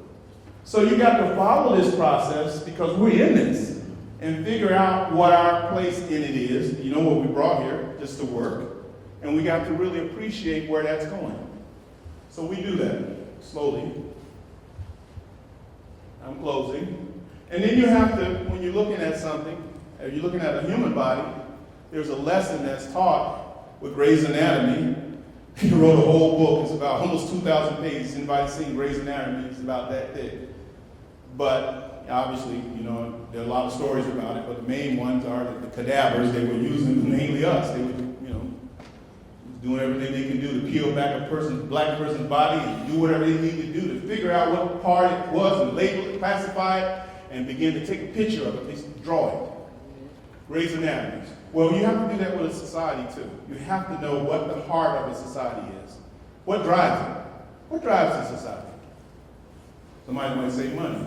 No, that's what flows things. That's like blood. What drives a society? Labor. And what happens when that labor is no longer needed? So those are good studies to really appreciate. Now, in Germany, Nazi Germany, there was just a bottleneck. They didn't need it temporarily. And they got those Jews and Catholics, whoever they can get, and killed them, remember? Yeah. Got them in little ovens and started burning them. You know how they did it. So keep in mind, you have to know our processes carefully and be able to understand where everything is at. You know, you start talking about education, you wonder why we focused in on that area? Because the human body does nothing without this. And we are losing because this is not organized properly. We are losing because you saw Mike Tyson. You know he had everything. You know what he had physically. But certain things were not organized properly with respect to what he was going to do with that. You got to have both. And right now we're talking about focusing in on education because that will determine what we do with our bodies, certainly with our children. I'm closing. Slavery, birth, development, decline, renewal in another form. You know the another form. I don't need to tell you that. The prisons are filled up, 2.7 million people, and over 50% of them are black. Most of them in there for non-violent drug offenses. 75% of the population in there for non-violent drug offending is black. Only 12% of the crimes committed in that area are black. So we have 12% of the crimes committed in non-violent drug activity, yet we're 75% of the people in jail. The United States, as you all know, have the largest prison population in the world. 1/8 of the world's, 1/20 of the world's population, 1/8 of the world's prisoners, and going up. China has almost five times the population, and 1/3 of persons in prison. And you think it's not purposeful. You don't think they have purposely organized it to go this way. You go to any major city, and what you call gentrification is happening. And you wonder how far that's going to go. I can tell you, it'll continue to go that way, and it'll get worse. And the prisons will continue to get filled with black folk for some other reason than drugs, something else. And the people who are not in those situations have to organize themselves ahead of time to understand where the society is headed. This is an older society. This is a closing time society. This is not a beginning. And this is what we say. The same things that happen with respect to degeneracy when it's beginning. You saw what happened when this society began, under the dying feudalism. This is dying capitalism. So you have to appreciate what that means. You see the gentrification, that's no accident that white folk have jobs and we can't get them. They're in charge of that. Fully in charge of it. There's no accident that they're fully in charge of it because they were in charge of it when they set the society up. Oh, you don't get a proper education. You're in charge of that. They're in charge of their education. That's why you don't get one. You don't see their schools torn up. You don't see people running around in their schools with stuff falling off the roof and all of that. You don't see that. You don't see their schools not being funded like ours. You don't see their schools being closed. Just look up the statistics. Our schools are being closed. 93 to 94% of the school closings are black and brown. Black and brown. Just look at Detroit. Detroit had almost 500 schools. Almost 270 of them have been closed. Pennsylvania, Chicago. You just start naming cities. And where those children go, they just herd them into different schools. Just herd them in there. 15 students in the class ends up being 40. And what kind of learning happens in a class with 40 students sitting up in it? They know what they're doing. And then you're supposed to come out and compete on an exam. Yeah, we follow these processes calmly. Modern destruction of our civilizations, material, culture. You've seen this. Some of you have seen it on Facebook. You've seen a lot of stuff. But I saw folk around here running down the street talking about Arab Spring. You remember Arab Spring? revolution. White people write about revolution in Arabia. I'm talking about revolution. Rebel what? And then you see what they're doing. 4 of the museums sacked.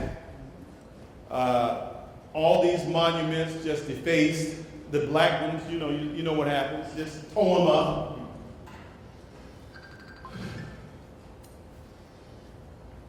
No, it wasn't the Arab Spring. It wasn't democracy.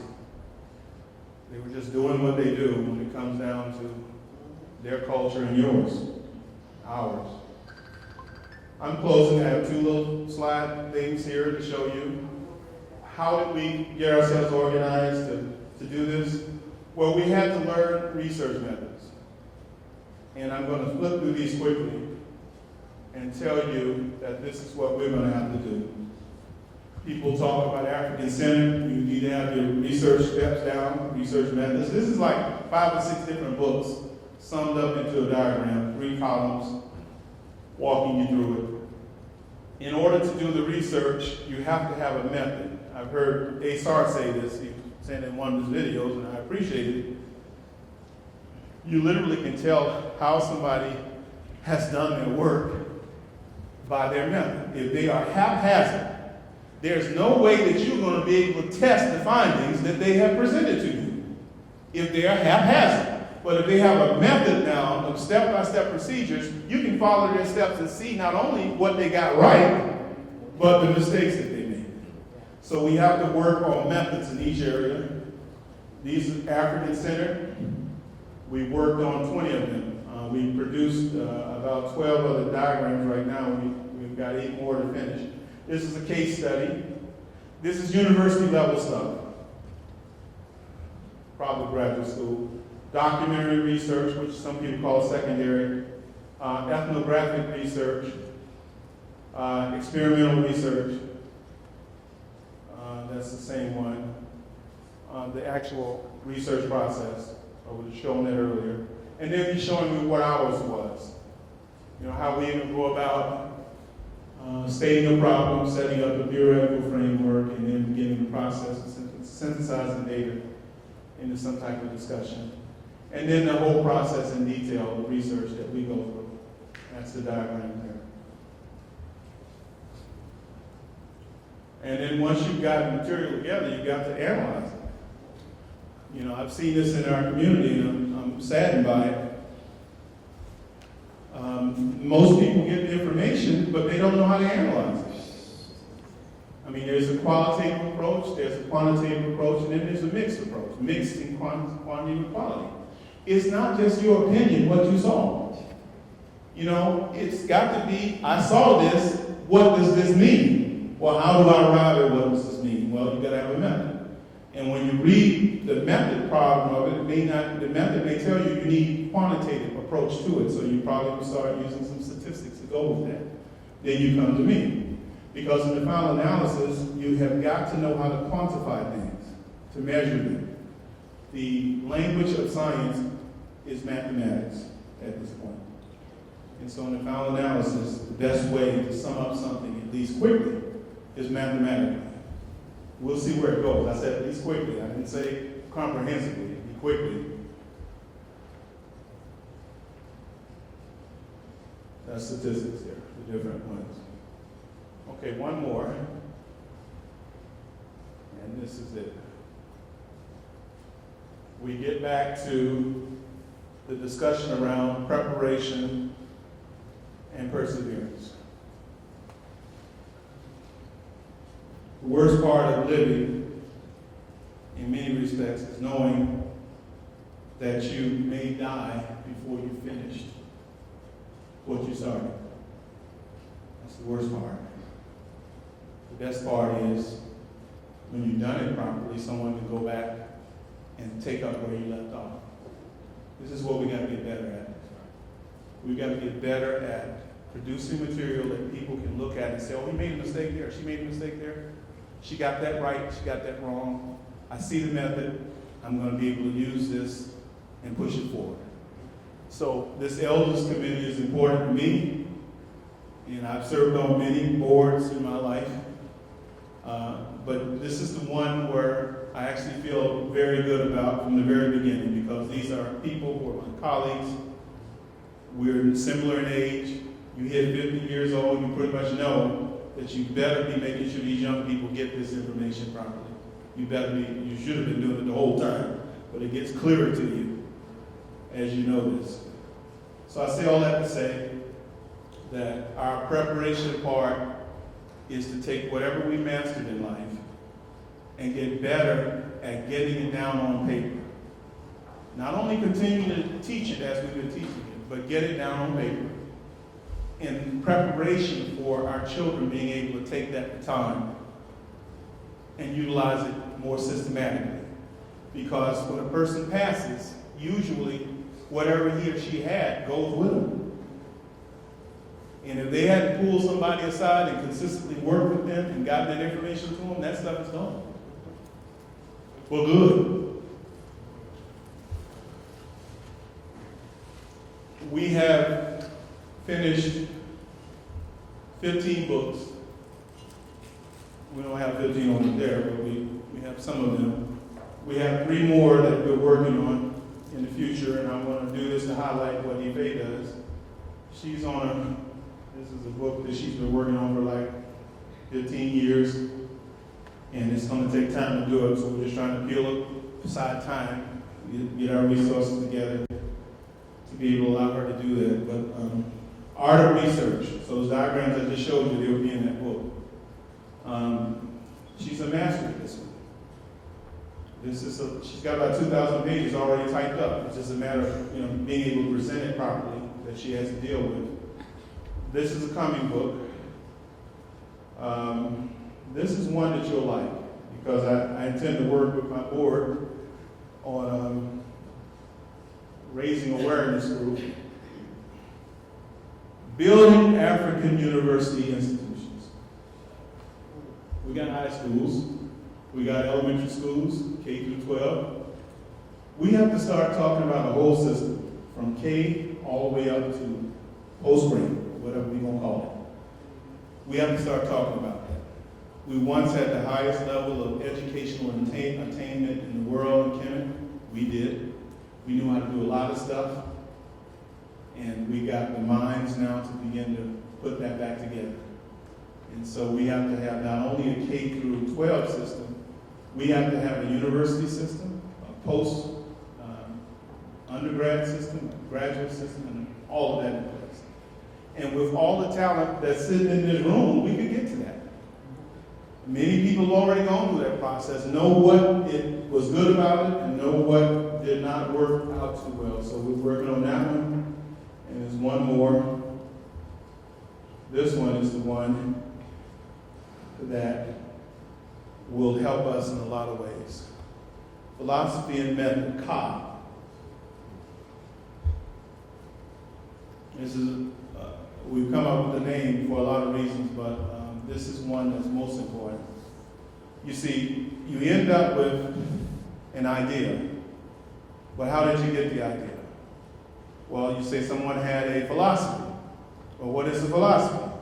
Well, if it's scientific, it's a summation of theories that have been proven. It's a scientific philosophy if it's a summation of scientific theories. Scientific theories are proven or established with a scientific method. You have a scientific method.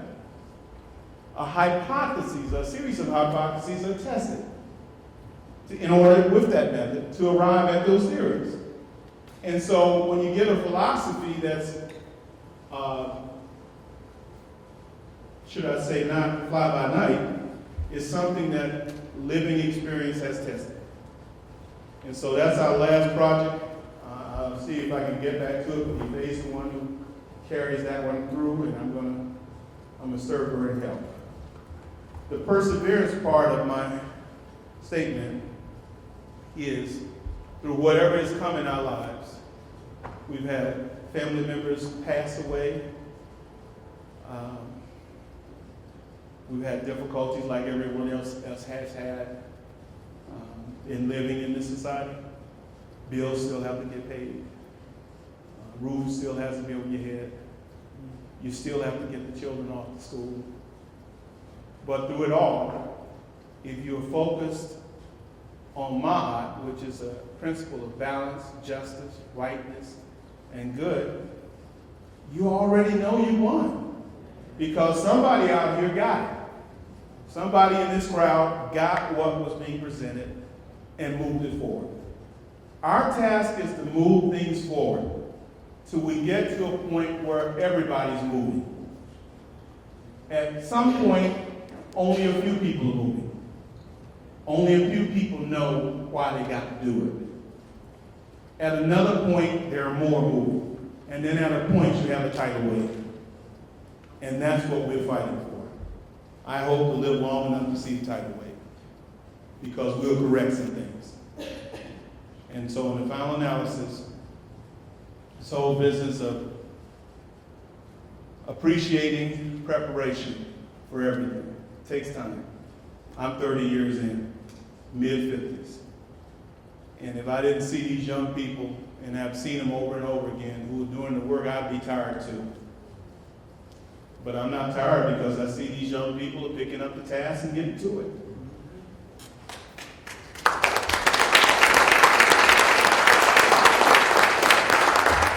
What I wanted to say to that was, we got to help them. That's our job. We got to make sure they get it done. Because I say in a lot of things that I write that this is the time to get it done. This is a great moment to live in. So you see all the bad things happening, but you don't appreciate that this is a turning moment. It's a turning moment. We get a chance to win. We didn't have a chance to win when they had the chain around the English. It was over. You pretty much could just see that it's going to take another 100 years to run that course. And it did. 100, 200, 300. We're at a point now where we have the largest population of black folk who have gone through technical education in the world in one place, right here in this country. It's not Brazil. Brazil has almost 115 million black folk, and barely 1% of them have gone through technical preparation because the whites have kept them from getting it. Whatever system they got in place, it's been working for them. You all have what it takes. We have it. We just have to team up, put aside our little petty differences. The other thing is get off these slave teams, get off these oppressive, get them out the room, get that off, get out of here. I wanted to say something else, but I said, team up, then organize ourselves around the best information. The best organized information, think critically about it, vote on it, decide what we're going to do, team up, and then move forward. Even if you lose the vote, you're still on the team. You move forward with what the team voted. That's what we do. The team voted 3-2 that we do this. That 2 is going to do what the 3 said do. We have problems with that in our community. People don't understand you can have differences on a team. But if the vote is cast and it's 3-2, and 3 went against what you thought, and 2 went with what you thought, you should be working your behind off to make sure that 3 gets that thing done, because there's 5 of us trying to win. And we got to get there. So thank you.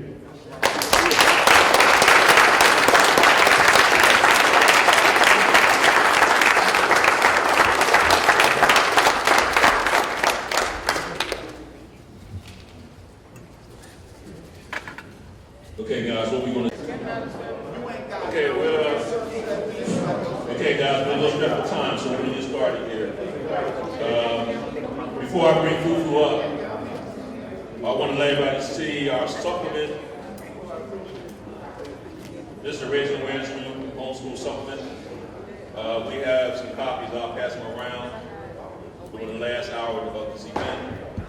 One of the things that we stress is that one of the main philosophies of the University of Kemet Press is to teach the children. And as you teach the children, you teach the adults. And that's one of the things that we do. Each organization has different missions, different objectives, and things of that nature. As we are attacked on multi-platforms and on multi-levels, we have to take the same approach. So as we are working on educating the children, and of course they educate the parents as well. We have other organizations that may be working on, economics. Other organizations working on linguistics, such as what Asar Imhotep is doing, and just different things. The most important thing when we have events like this is that we have organizations that come together, even though we have different objectives, that we can be a unifying force, and we can have a lot of things done. The study teams, the teaching teams, the teamwork, which is what is going to make us win. So I'll do that, but for right now, I'll bring Khufu in, and he's going to introduce a certain brother, and then we'll bring Mfundishi in. Thank you. He's the co-founder of Raising Awareness Group alongside myself, and he went through great strides to bring this event together today. So again, y'all give another round of applause.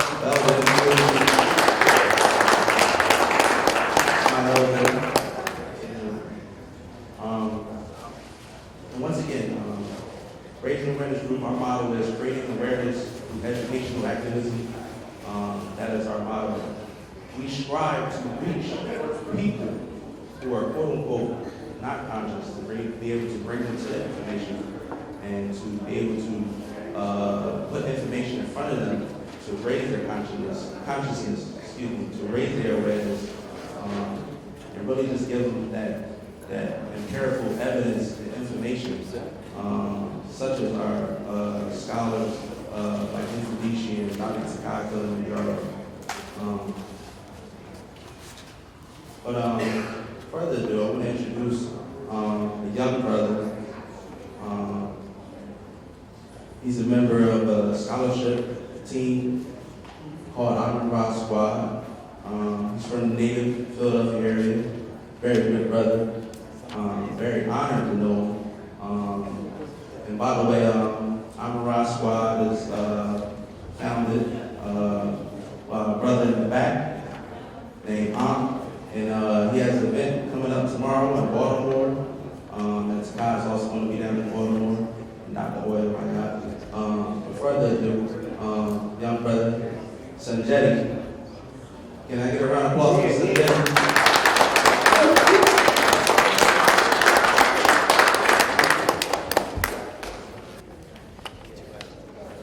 Is anyone in here older than 35? If you are, do I have your permission to speak? All right. Thank you, sir. Thank you, sir. Hotep. Uja. Okay. So I just kind of wanted to throw that word in there. Uja is a term meaning prosperity. Okay? It is a word that means to be healthy. So when a person greets you and says Uja, it's a salutation of wishing upon you health. Okay? It's the same word for like green plants. And we know today, they have these slogans called Go Green, right? In health food stores, implying health. But this is something that we already were doing in our own cultures, because green and Kemet is associated with being healthy. So when you greet someone, you say Uja, you're wishing health upon them. And it's already in the culture. So what I would like to do is share some experiences that I've had in my personal growth in regards to our next speaker and why I'm honored to introduce him. When I was 19 years old, I was just kind of coming out of the some knowledge and everything like that. I studied the Hebrew Israelite doctrine, the Wapian doctrine, Christian, Islam, etc. I was deep here in Philadelphia, going back and forth to Delaware. And once I graduated from what I'm going to call the Abrahamic mode of thinking, right? My spirit said, it is time for you to grow, because you start expanding as you mature, okay? And at 19 years old, I was lost at 19. I had all this scattered knowledge, 5% of information over here, just memorizing all this stuff, right? But I had no direction. But I knew I had to search. But I didn't know how. I just knew I had to get out there. So one day I was in South Street. Do y'all remember Pearl of Africa? Y'all remember Pearl of Africa? You know, I would like to give a shout out to our brother Ahmed, who's an ancestor. He gave me a lot of guidance because I started going there to get some books. All right. So I went there. I seen this flyer for it was a Kemetic ascension program. So I looked, oh man, that's kind of cool. So I grabbed it, and then I attended the events. One of those events, it was called Kupigana and Gumi. I was like, what is that? Like, I mean, it sounds cool. All right. It says African martial arts. I'd never heard of African martial arts because at that point, it was just about, you know, Asian martial arts, you know, studying Bruce Lee, Jeet Kune Do, and all that kind of stuff, right? And I remember I had a Jeet Kune Do patch that I got frowned upon when I was practicing African martial arts, so I got rid of that quick. We'll come back to that. So, again, I was lost, didn't have direction, and I wouldn't consider myself African-centered at this point. Had information, but it was not focused. I didn't have a method per se, like Dr. Kilimanjaro spoke about earlier. I wasn't African-centered, okay? So, think about this. You know, have you ever met someone who inspires you to be great? Okay? Think about those prophets from old. Okay? All right, those philosophers from the ancient times, you know, or like a celebrity who, you know, says something that changes your life. Okay? Think about, you know, a young man who doesn't have direction, then he meets this mystical, magical figure in real life. Okay? That's what that was like for me. Okay? You know, sitting at the feet of somebody who reminds me of, you know, ancient prophets, you know. Now again, I'm not mysticizing it, but I'm just kind of giving you the feeling of the inspiration. Okay? And thinking about this man that we affectionately know as Mfundishi, he became my personal teacher. Okay? He guided me, you know, because I had the talent, but I didn't have the focus. He helped me with the focus. And throughout all those experiences, I'm gonna tell you, there's one where I got knocked out for the first time, okay, during the test. It was a test going into my third level of the martial arts system. I'd never been knocked out before, okay? And when I got knocked down, okay, I did not want to get up, okay? If anybody's ever been in a fight or done it professionally, you know, and you've been going for like an hour and a half, which is what I had to do, going through all the martial arts steps. Some of you are also students, so you remember Odom Wengo, etc., right? I was on the floor. I was already tired. I did not want to get up. And all I heard was this voice. You know, it was like, Sonjedi, get up. It sounds very simple. However, that voice gave me the strength to get up. And then later on, I can translate that experience symbolically, okay? See, I learned how to fail before I learned how to succeed. I think that's more important because if you don't know how to fall, okay, like we learned in martial arts class, right? You have to learn how to fall so that you can properly get up. And those seemingly small experiences helped to shape me as a man, as I came into that. Okay? So, Mfundishi Jhutyms, Ka in Heru Hassan Kamal Salim, is an inspirer, a teacher, a Saba. Now, in the Kemet language, Saba, it is a word for teacher, instruct. Okay? It's also a word for door. Okay? Because see, your instructor, your teacher, opens the doors for you. He's not going to open it for you. I'll show you how to do it, but you have to do it yourself. The word Saba is also a word for star. Okay? Because your teacher, your instructor, the one that opens the door for you, is going to aid you in attaining astral consciousness. All right? You may say Heru consciousness, Asarian consciousness. Okay?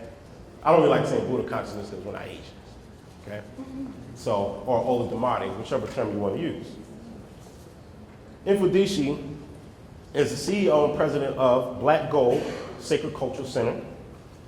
He is a Tepi Hemnetcher, or the head priest of Karajahuti Haru Nephu, in which I was fortunate enough to be initiated into, and is part of my personal growth as a man. He is a pan-Africanist and African-centered researcher. He is the author of at least 2 books, all right, that I'm aware of. So you have Kubagana Ngumi, the first book, and then after that you have Spiritual Warriors Are Healers.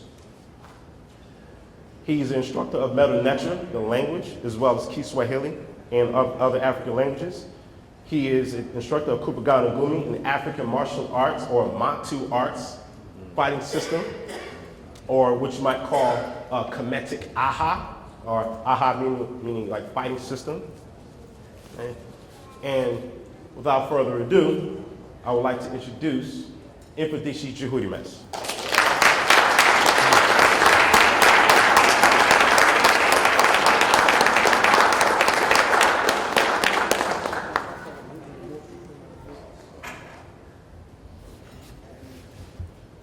Imhotep. Mkuu Mzee. It's a pleasure to come before you. It's a pleasure to be able to share. To be able to share this experience. What I'm going to share with you is hopefully it will help you think, because that's our main objective here. You see, the human being, the original people on this planet, one of the things that separate us from everything else on this planet is that we're extremely inquisitive. We want to know. And I call this beginning teaching symptomatic thought. And you learn through experience. I know that's a falcon. I saw it fly. I saw it capture a fish under the water. I saw it catch a mouse. I know what it can do. I seen it fly over the storm where every other creature seeks shelter. That's symptomatic thought. So we're inquisitive. That's one of the things. See, what the Western society has done is take your curiosity away. And number 2, we're creative. We're creative. The human being wants to create. We're the only creatures on the planet that can create outside of your survival mode. Every other creature can only create something that helps it survive. Unfortunately, we've created some crazy stuff that will kill us, but we are creative. We can take a thought. So when someone says you're nature-like, you're God-like, it means that I can take a conceptual thought and then turn it into a reality. Just like the research my brother was talking about here. About you take the thought, you go through the research, and then you produce the work. So we have the ability to do that. And so the concept here, all we're talking about is to teach you to think unlimited. There is nothing you can't do. Think unlimited, think unlimited, think unlimited. What we can do as a people is unlimited if you think that way. A poem is the naked advice of the heart. Malcolm was a poem, Toussaint was a poem, Garvey was a poem, and all of you are poems if only you would think intelligent. There is nothing you can't do. Think unlimited, think unlimited. What we can do as a people is unlimited if you think that way. We have been scuffling against logic, trying to use logic where logic does not exist. Trying to survive in a money world with money is irrelevant. Your unlimited financial resources is here, your consciousness. And we are afraid to destroy our oppressor. Because we have become so much like our oppressor, we are afraid to destroy ourselves. Even Stevie Wonder and Ray Charles could see that all the sages, all the ancestors were trying to tell us was to think intelligent. There is nothing you can't do. Be inquisitive, think, do your research, and produce. You see, one of the things when we talk about ancient African kingdoms, I'm glad my brother flashed that up there. One of the things, the reason why they are history now is because they weren't able to produce a product that kept them continual. You see, Africa has been famous for giving the natural resources to everybody. And then I'm in Ghana, the leading producers of the cocoa bean, and they don't produce no chocolate. And a Nestle bar costs 10 times there what it costs here, because we don't produce. We are the creators of the iron industry. But we cut down all the trees making the fuel And then those societies collapsed because we didn't produce a sustaining. What made ancient Kemet so powerful is that Kemet was the mouthpiece of the interior of Africa. Do you hear me? So it wasn't about just Kemet. Kemet was the facilitator of all the products that came from the inside of Africa, and they had a tremendous marketing system. They sold the iron. They produced the ivory. They did the leopard skin. They did the products, the frankincense. They were the first multi-conglomerate exporter and importer in the world. And we don't talk about that economic system. They built the pyramids with no money. We're not talking about everybody got paid. Everybody was fed. See, that's what we need to be talking about. We need to be talking about, well, what kind of system did they use? Because we run around with no money. We can use that system. You know? Some of us got that disease called my funds is low. Okay? And so Kemet had the disease, but they were able to produce pyramids. You have the ability to do that again. So that's what this is about. Think. Think intelligent. Remember, there is nothing you can't do. Now, I'm going to talk a little bit about the Mkuu Mzee. And I know there's some people, I won't mention names, spouting out, can't nobody speak the Mkuu Mzee. The Mkuu Mzee can't be translated. And almost everybody that says that only speak English. They don't even know any other languages. No, do the research. They don't even speak another language. They only speak English, one of the worst hodgepodge languages on the planet. And then they use English as their reference. You people, Mkuu Mzee is a language of culture, of nature. So those people who were in touch with nature understood the language. The average person in the old period of ancient Kemet couldn't read the glyphs, but they understood everything that was on the wall because of symptomatic thought. They understood who the great falcon was. They understood who Heteru was. They understood the great cow. They understood all these symbols because they were living it every day. Do you understand that? Now we're far removed from that, so most of us are learning symbolically. So this is one of the differences we're trying to make between the Kemetic African-centered teachers and European Egyptologists.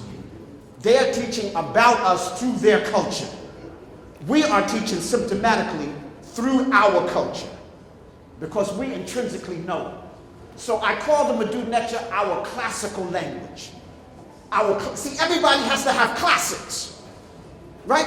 America's classical music is jazz. It's the best that we've produced that was homegrown here. It's not hillbilly music. Okay, it is jazz, you know. And we introduced the classics to Europe. The Moors introduced that to Europeans, even their classics. Classics is the best that you have to offer. Now let me make this statement. There is more Mkuu Mzee than all the rest of the ancient languages put together and then multiplied by 100. Did you hear me? I didn't stutter. We have classics. We have them, and everybody all religions is borrowing from our stuff. All the civilizations that we call civilization today, which are really not, are borrowing off of what ancient Kemet did. And remember, Kemet is the mouthpiece of the African continent. So I need you to make that clear, because sometimes we just Kemet, and you forget about West Africa, South Africa, Central Africa, Southern Africa. Kemet was representing all of that. They etched it in stone. If you were in the tropical rainforest, your stuff didn't last long. And Kemet, when they wrote on stone and papyrus in a dry climate, it would last for years. And so Kemet is our classical, the Mkuu Mzee is our classical language. I love it here that you're honoring the elders, because we are sitting on the shoulders of our former ancestors.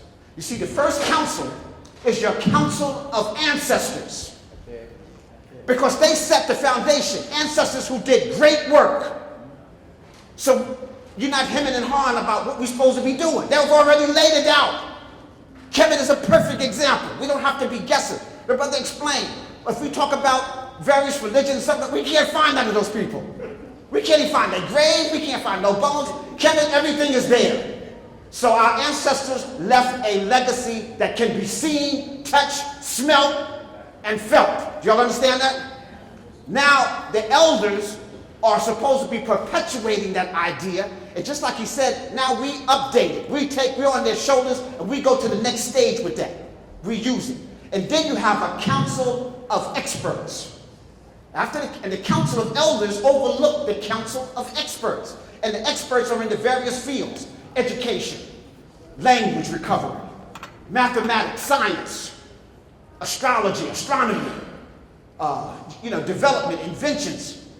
So you got a team of experts, and the experts are tapped into the elders, and the elders are tapped into their overall blueprint. And then you have the masses of the people that are fed into these various channels.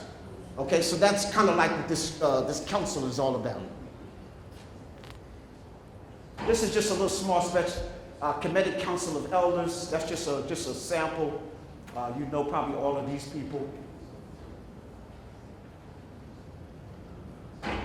I'm not going to go through this. My brother did a pretty good job of people talked about Africans. We are the original people on all of the continents.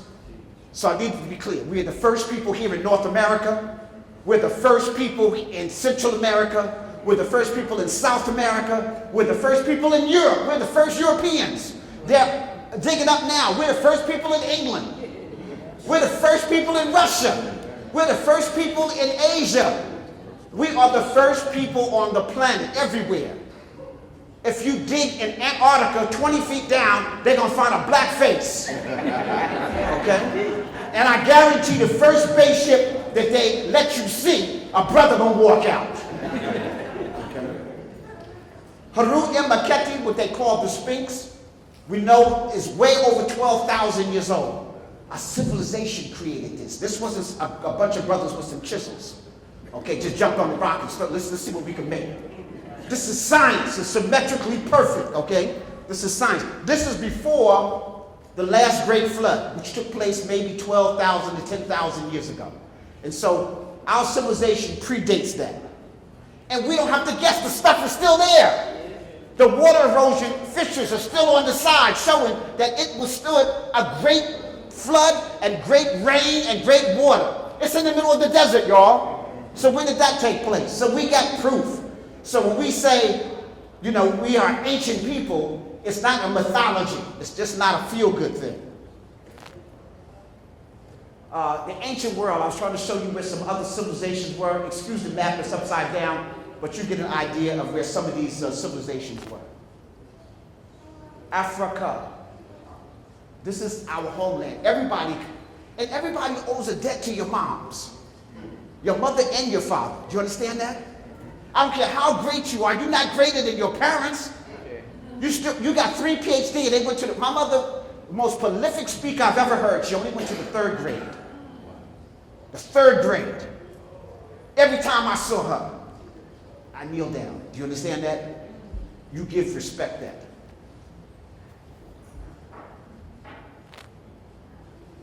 The proper orientation of the Hopi River, coming from the Great Lakes. You heard Dr. Ben said we come from the foothills of the mountains of the moon. Well, there's 3 mountains of the moon. You have Mount Kilimanjaro in Tanzania, the tallest mountain in Africa, over 19,650 feet high. It is actually the tallest freestanding mountain in the world. The other mountains like Mount Everest, that's on the fault. They're being pushed up. It's still growing. This is from a volcano that went straight up, and it's the tallest mountain in the world, freestanding.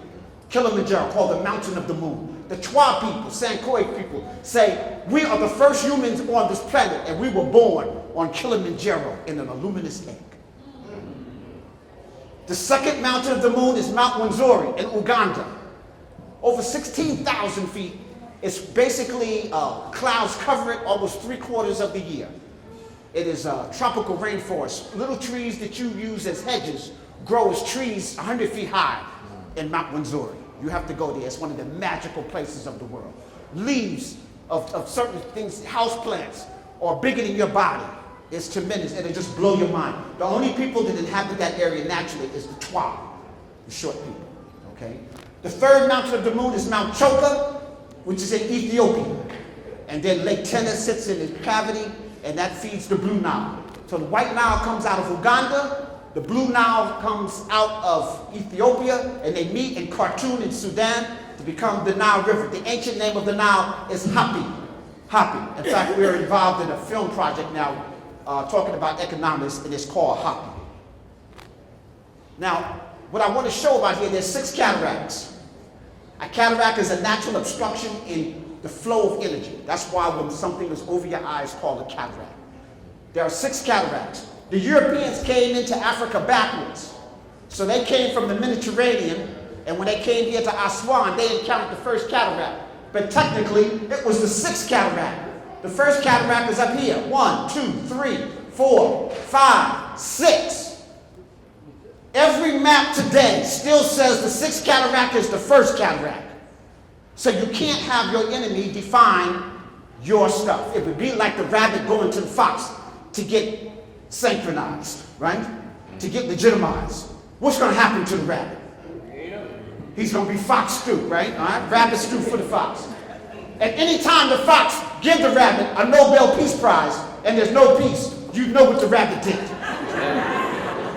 We got 6 people who look like me got Nobel Peace Prize and we ain't got no peace. So that should tell you what they have been accountable for. Mental slavery in place today. What happened to the highly advanced African civilization in the Hapi-Itiru Valley region?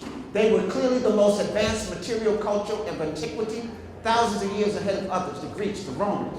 3,000 years, they were 3,000 years behind ancient Kemet. What was the process used to blot out the achievements of African populations from the annals of history? But more importantly, how and under what circumstances did Africans, among the very first people to invent writing, architecture, nation building, urban planning, construction engineering, lose their arts and sciences almost completely? All the books written about Africans by conquerors reflect only the conqueror's viewpoint or supporting views. So my brother said we have to write our own books. We got to tell our own story.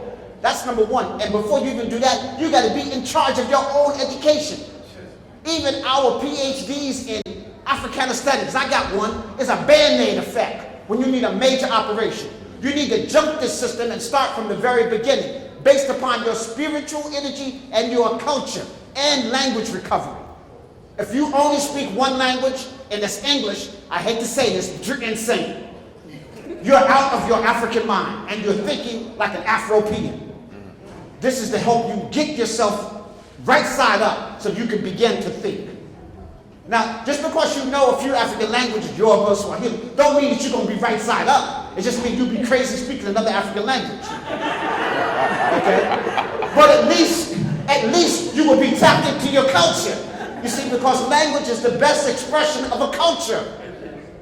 If you want to learn, I remember I used to take my kids, we used to go to these Chinese movies when they were little, and we'd be in Chinatown, and they would have always a movie that come on first. And all the Chinese people would be laughing, and me and my kids would be like, that wasn't funny.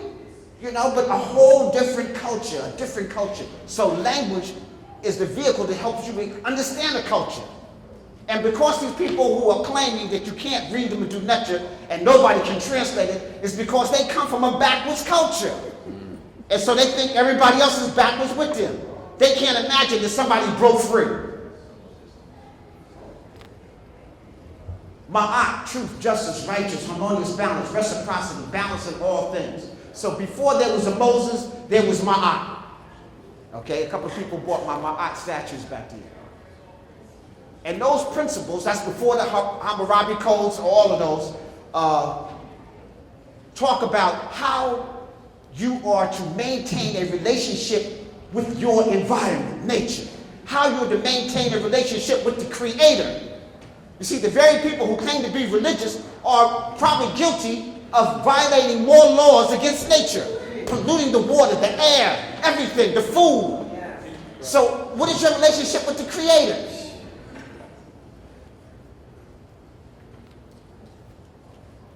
There used to be this debate going around, it's actually squashed now. What came first, cuneiform or the Mfundishi? Mfundishi came literally hundreds of years before cuneiform. But, you see, what they didn't tell you is the people who created uniform was black too. So we're talking about one black group, so it's like, did my cousin beat me or did I go first? The people that from Chaldea, the people from Sumer call themselves the blackheads, and not because they had black hats, because they were black people. They come from the Nile Valley, just like the Kushites, the ancient Kemet come from the Hapi Valley. All of them stimulate from ancient Kush. So Tweedledee versus Tweedledum. I'm not going to go through all the details here. You just know that the Mkuu Mzee, we introduce writing to the rest of the world. We write right to left, left to right, top down. Coming from the creator down, not bottom up. Okay, so left, right, left. If you were a Kemetic priest, I'm a Kemetic priest, you can't be right-handed versus left-handed. You have to be ambidextrous. You have to be able to use both hands. So all the priests in ancient Kemet had to use both hands. So, you know, it wasn't right-hand people versus the left-hand people. No. Left brain operates the right side, right brain operates the left side. You need to be balanced on both sides. So, from infants, they are trained like this. So if you want to know what to do with your kids, you start training them to use both hands. When I teach the Mkuu Mzee class, my beginner students write whatever hand they naturally write, you write with, but you write in both directions. Then when you become an advanced student, you have to write with both hands in both directions. Okay? I had a brother, he could draw with both hands at the same time, and it'd be perfect, better than my handwriting regular. In my book, Spiritual Warriors Are Healers, I talk about 14 points that you need in order to have a great mastery of the Mkuu Mzee. First, you tackle the alphabet, the monosyllabic sounds. Then second, you do syllabic sounds. This is a bilingual. This is one sign that has 2 sounds, or 3 sounds, or 4 sounds. So you learn those. Well, one word can almost mean a whole sentence. Then number 3, you start learning complements. Complements help you accent and explain the word. Like if I say, brother, let's go play ball at 4 o'clock, right? And then you show up with football helmet on and everything, and I got my basketball. I'm like, yo, bro, you didn't see the text? There was a little ball at the end. That was called, that was a determinative. The determinative said, we're going to play basketball, okay? So that's what happens. Just like you have homonyms and synonyms in English, the same word. You know, I know you two, and the 2 of us, and you too. You know, so we got 3 twos here going on. But we would have a complement in Mkuu Mzee, or determinative rather, than explain that. Compliments, and this is such a forgiving language. This is how you know it's African. If there is a word and you have no reference to it, they will spell it out for you. Right, you do your homework. I know everybody here does their homework. But if you do your homework, they will spell it out. This is Nefer, and it has an F and an R in it. Okay, so it'll tell you. This is Ankh. It has a placenta and a wave of energy in it. It will tell you. So there's something called complements that help sound out the word, even if you forget what it was. So these are called complements. Then there's numerical principles, numbers and adjectives. All colors, numbers, or all adjectives and stuff. They come after the number. Only English is backwards. The black man. No, it's the man who happens to be black. Okay? All right? It's 5 sisters. No, it's sisters, and there's 5 of them. Okay? You see, that makes sense. But we've been upside down, inside out, and backwards, so we think that that's backwards. Then, nouns, everyday working vocabulary. Then the study of nature, earth. See, this is where the Egyptologists and all those other people go wrong. They leave this out. The study of nature, the earth, and all of its life forms and how they relate to human beings. People, these are the things you need to study. Number 1 is the mineral domain. The earth is a mineral. The sun is a mineral. The stars is a mineral. You understand that? Your blood is liquid crystal. You are made up of those minerals. And we're the most ignorant of the mineral domain. The second domain is the plant domain. That's your herbs. What do you eat? What foods are medicinal? What foods will help you? Okay? You need to know the plant domain. Most of us think plants grow at Food Town and A&P at the supermarket. We don't have no garden. You can grow herbs on your windowsill, even if you're in the city. When somebody controls your food source, they control you. Do you understand that, people? I'll say it again. Somebody controls your food source, they control you. All right? The third domain is the animal domain. People, animals were not placed here for us to eat. I know I'm messing up your diet. They were not placed here to be your pet. I know you got a little foo-foo home. They were not placed here to be your servants. They are here part of the ecosystem just like you are. And when you take them out of their natural habitats, you throw off the ecosystem of this mineral we call Earth. I hope you heard that. Some of y'all will understand that in the morning. And the fourth domain is the human domain. And you can't understand the human domain clearly until you understand all those others, because we are the culmination of all of that. Then you realize that you might be the caretaker. You might be the one that's the engineer, that's to make sure that all these other ecosystems are flowing. And then there's the spiritual domain. And the spiritual domain permeates all the other four. But you can't start out at the spiritual, or you won't even understand these other ones. You start out at the ground. This is what I'm talking about, symptomatic thought. You experience it, you learn symptomatically. If you only learn symbolically, you can be bamboozled. All religions are symbolic thought.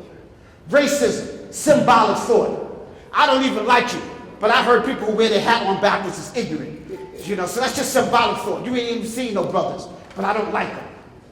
That's symbolic thought. So racism is you can't get rid of racism in the world because the world is being run by symbolic thought. Now somebody said, well, Mfundishi, then we do that as symbols? I said, yes, but we teach it symptomatically first. So now I know why there's a symbol there for people who are removed from that environment.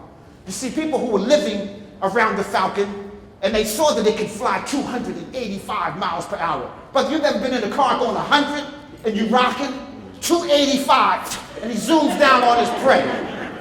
Okay?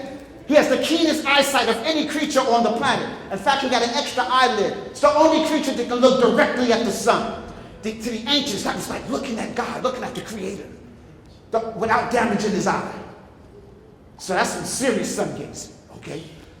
Every other creature, when there's a storm, seeks shelter, the falcon flies over it.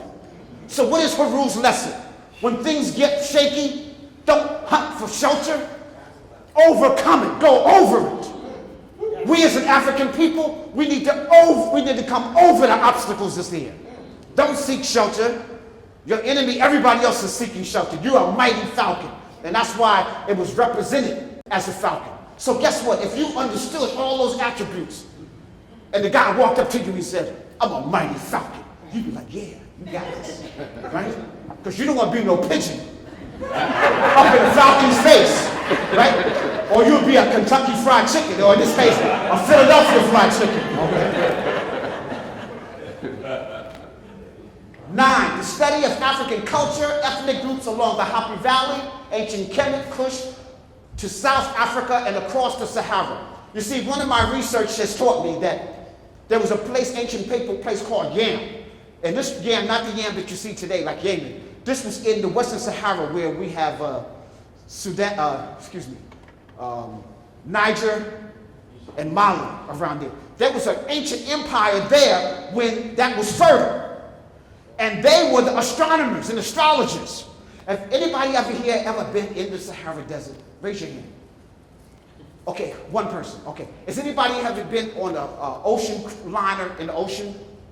Like on a cruise ship and you're out and you can't see no land? Well, that's what it's like in the desert. You don't know left, right, up, down. So these people who lived in this area learned to navigate by the stars. And so they took that knowledge as the Sahara dried up. They took that knowledge west and south, along, east and south, and they migrated into the Happy Valley. Because the Zoser, here we talk about the research again. The Zoser, Netriviket, is looking directly at these unperishable stars that the people from Yam were studying. But Netra is the second Nasut in the so-called third dynasty, the first golden age.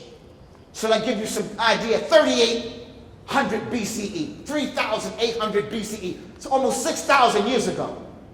Okay, so we have to understand. See, there were great waterways in the Nile, in the Sahara, and in Central Africa. And there were rivers that connected. There's a group of fish in the middle of Chad that only come from one place in the world, the Great Lakes region. The only way they could have got there is swam. So it shows that there was lakes and rivers that cut all the way through. Dr. Van Serter talked about it in his books, African Civilization. He took pictures, satellite pictures, and showed underground water streams where rivers and lakes all ran through the Sahara. That's why we got to do our research. We can't have nobody else take our word for it. The first pictographs of an Ankh, the symbol of Ra, and many of the symbols we're using in the Netra, is found in South Africa. Goes back 75,000 years ago. The Europeans don't want to talk about that because where were they 75,000 years ago? Y'all feel me? Okay, so it's up to us to do the research in there, but it's still there. See, the beautiful thing is you can go tomorrow. It's still there. All right, some quick terminology. I talk about we're upside down, inside out, and backwards. Everything you think you know has to be relearned. You are looking at the world through somebody else's culture. I used to sit every week. I used to spend an hour with Amos Wilson, Dr. Amos Wilson. He was so clear psychologically on what our oppression was about. He said, the enemy has defined success for us. Now, if your enemy defines success, when you think you reach success, you made him happier than you are. Your enemy has defined, watch, even your vacation. You want to go in the Bahamas. You're already black as smut. You out on the beach. I heard people talking about, oh yeah, I did Paris. What do you mean you did Paris? Your enemy has defined your life. And we got all these black millionaires and we still broke. That don't even make no sense. We've lost our collective unity. We've lost something I call operational unity. So, a few words. No Egypt, ancient Kemet. No Pharaoh, the Nasut Biti. Each ruler had 5 names. Sarah, the son of the sun. That's why Jesus had to be the son of the son of God. A Harun name, the great falcon. I just told you how bad the falcon was. So every ruler had a Harun name. Then he had a golden Harun name because he was unperishable. See, we know the culture. People talk about we can't translate that. We understand the culture. And then we had a Nebti name. A Nebti name means a protector of the 2 sisters, Nekabet and Wajet, Upper and Lower Kemet. In fact, we even call our country Sematawa, the United 2 Lands, or Mary, the beloved land, showing our affection to the land. Can you imagine talking about, yeah, I live in the beloved America? I don't think so. I don't know, maybe we got some Trump people in here. Hopefully there's no Trump people. I want to make America great again, okay? A cartouche. Cartouche is French for a cartridge bullet. I hear people come back from Egypt, oh yeah, I got a cartouche. No, you don't, I want to smack them. You got a shit.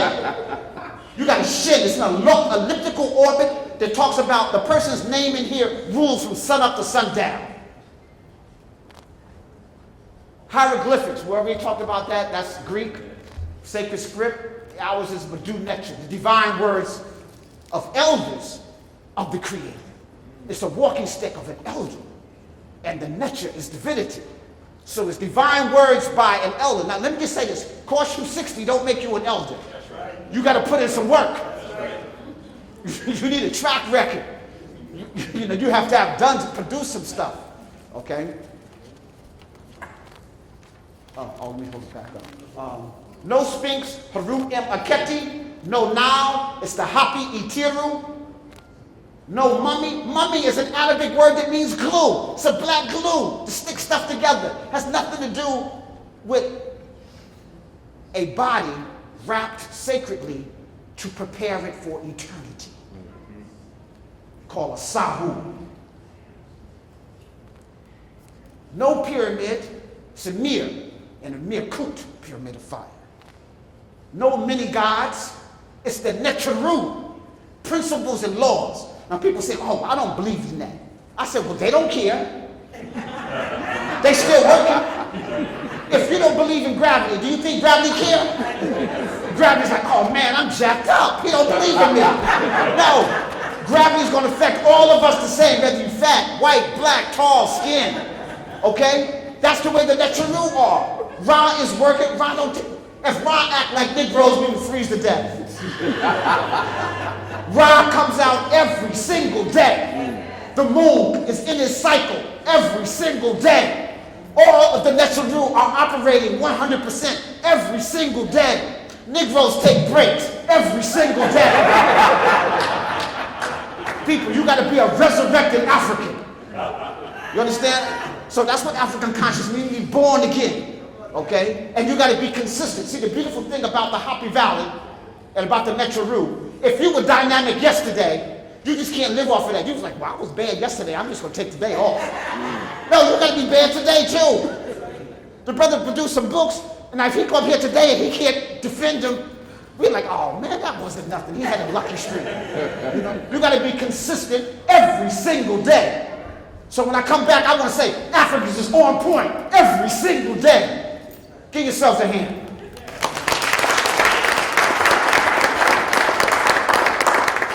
So again, no gods and goddesses, principles and laws. Principles and laws that govern your relationship to the Creator. The Creator reviews itself through you. Here, I just show you some examples of right to left, left to right. We're in complete harmony. At the top, I show you the 5 names, the Haru name, the Nephi name, the golden Haru. And the golden Haru, they're talking about the next gold was the color of the next Haru. And so they made their statues in gold because gold doesn't tarnish. And so the ruler wants you to think that my legacy will live for eternity as long as the gold exists. So that's why when you look at Tutankhamun's golden mask, it looked like it was made yesterday. But it's 3,000 years old. Then you see the Mfundishi name, ruler of Upper and Lower Kemet, and then the Sarah name. The Sarah name is his birth name. That's the only name he's born in. Let me say that. There's no the second, the third, the fourth. They got Ramses the 13th. You see, they're using their culture, and they're superimposing over ours. So they got problems with names. Maybe they got a shortage of name. Pope John the 99th. Somebody Paul 57. Come on. No two rulers in ancient Kemet in 4,000 years have the same Mfundishi and Sarah name. Go check me out. We got records of it. You might have one name is the same, but the other name is different. 4,000 years. No second, no third, no fourth. So Ramses the second, if he was the next speaker, it was, oh, Ramses the second is next. He'd be looking around, what's that?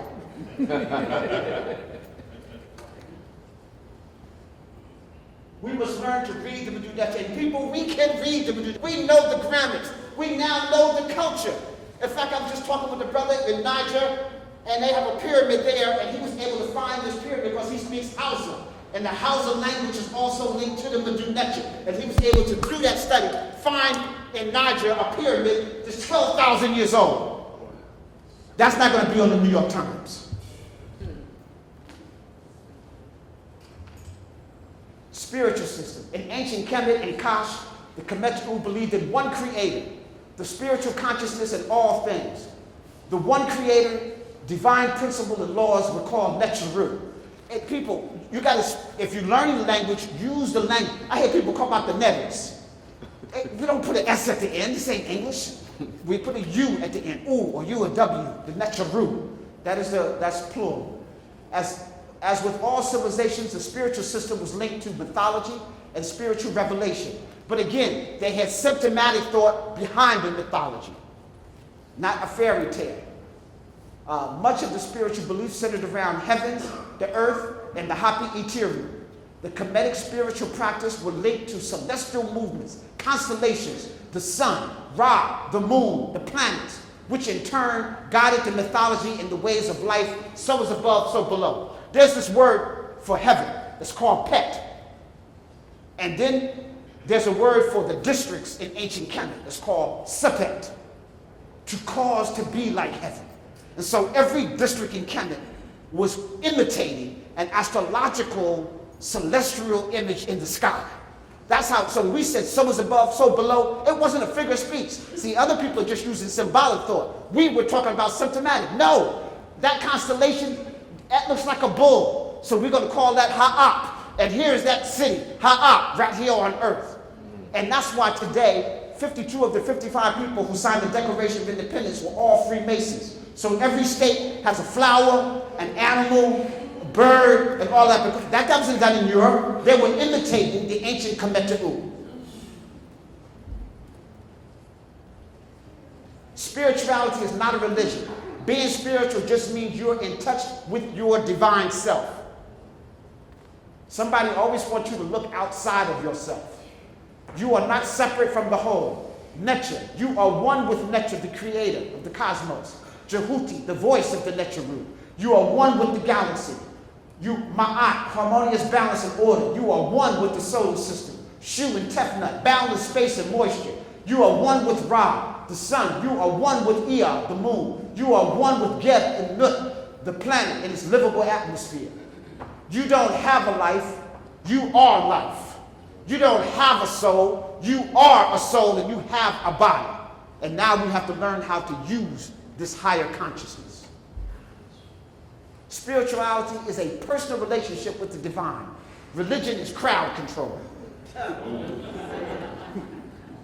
I am Ma'at. I rose from the justice of the universe of Kush and spread my wings across the land of Africa. And when I flapped them, civilization was established. I am the balance and the harmony of the universe. I am the truth itself. I am Kushite, Kemetic, spiritual science. From the mathematical perfection of my order, the creator created creation. I am the mathematical balance of the order of both the mental and the material. I am the law of nature. I am the law of physics. I am the law of harmony. I am the law of supreme being. I am the mother and daughter of AmenRa. I am his substance. I am Ma'at. Breathe gratitude. Breathe out love. Reflect kindness to all. Now that doesn't mean turn the other cheek. So don't get that confused. Don't get it twisted. It means that you have the right to protect. That's part of Ma'at, your domain. And so, brothers and sisters, we talk all day about Rosewood and Little Africa and 100 other affluent African cities in America that all perished by the hands of Europeans and the European government or European mobs. Not one of them were able to defend themselves. You see, to develop something and not be able to protect it is like not having it at all. So at the same time you're doing the blueprints, you're also showing how do I protect this. They have to be done simultaneously. Until we learn that, our children will be talking about, oh, you know, in Philly we had this dynamite group, you know, and we was producing books until they came and raided and took our stuff.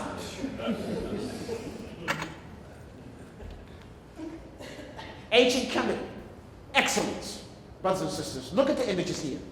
We produce excellence. And we showed our children excellence every chance we got. Our DNA was a symbolic of excellence. Necharu is all nature. These are the 4 different philosophical concepts of talking about the one. We have the cosmology of Anu, the cosmology of Het Kapata, the cosmology of Kemenu, and the cosmology of Waset. But nobody was in the street fighting with each other. No, I'm from Waset. No, I'm from Anu. We all understood that we were still talking about one concept. Let me give you a quick example. Dr. Asa Hilliard gave me this example. It's like there's an accident right here. He sees it, he sees it, he sees it. But we all saw something different. He said there was a little ball came out here and a little boy ran and the car swerved. But you didn't see that. You were saying, no, the guy was speeding, he ran over the boy. And then you were saying, but no, somebody threw the ball from across the street over here, and we all saw the accident. But we have 3 different views here of what, that's the way we look at the creation of the world. The Creator spit forth the world from his own essence.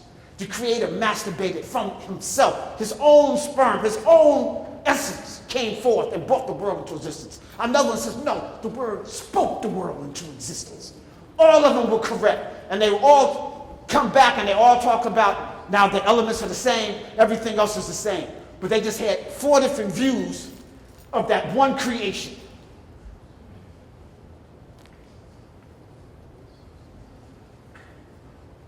Anytime your divinity doesn't look like you, then you're in trouble. Anytime your divine images don't look like you, you're on your way down. Everybody, I was wondering, Chinese, they even made Buddha. They got a fat, happy Buddha. Buddha was in shape and had, you know, but they make Buddha in their image. You know, everybody's got Buddha, except for Negroes. Okay, all right, so people, your divine image. In ancient Kemet, we clearly understood that. The Nubian Castile inserter, this is in my book, I talk about this. This is an insert burner found approximately 3800 BCE, was probably older than that, but it showed all the paraphernalia of ancient Kemet before Narmer united Upper and Lower Kemet. So it clearly shows here, he's wearing the white crown. Almost look like the Pope's crown, like a fish there, okay? Here is Haru, perched on top of the Serep, the great falcon. Here is the seven-pointed star, Shushat, Aset. Here is the black lion, a pin mark. Here is Het Haru. Here is the great boat. Here is the Serep, the White House. All of this is in place before Kemet comes into existence, showing it comes from the interior of Africa. See, it's not a feel-good thing. You can still go see this. It's in the British Museum. They got it on lockdown. Now, real quickly, the distinction between civilization and culture. Number one, it has a written language, civilization. Number two, a sophisticated planned architectural structures. Number three, planned cities, not just villages. Four, a functional calendar and organization of time and space. Five, an organized economy with planned agriculture and animal domestication. And then number six should be a defense force to protect all of that. That's a civilization. Everybody got culture. Orangutans got culture. Y'all understand? The Amu in the caves had culture. Everybody got culture, but everybody doesn't. In fact, most of our neighborhoods now are in a barbaric state. I hope clarifying much of the confusion around civilization. Culture is not necessarily civilization. The first humanoids had culture. So does Homo erectus, Homo habilis. Even cavemen and the Amu have culture. Modern humans have been around for over 500,000 years or more, originating here in Africa. At all stages show. Now, some brother talked about this earlier. You need a timeline, people, when you're teaching your children or you're teaching anybody, so that they can see the proper spatial perspective. You see, if somebody's getting ready to orientate you, that means you're getting ready to get bamboozled. Right? When you started your job, you went to orientation, didn't you? They bamboozled. When you went to college, first thing you had to do was go to orientation, didn't you? They bamboozled. You don't do this, you out of here, right? No, show me my proper spatial perspective. What am I supposed to be doing? Where is things, and leave me alone. That's what you want in life, your proper spatial perspective. You don't want orientation, okay? So you need a timeline. So when we say we built the pyramids 3800 BCE, we can look and say, well, okay, what were the Chinese doing? Oh, they hadn't even got organized yet. Where was the Wazoo? Oh, wait, they still in caves? Okay, I didn't even mess them up. Okay, what were they doing in America? 3800 BCE. Oh, we had some mound builders or something like that. Okay, but you can see all around the world what was going on. Your children need to see this. Then their chests gonna start sticking out. See, just to give them some black feel-good stuff, and then they learn some European stuff and it supersedes them, they still messed up. You got to show proper spatial perspective. When did the Europeans come into history? When their own scientists said nobody had blue eyes and blonde hair before 8,000 years ago. And that everybody is a descendant of that first mutation.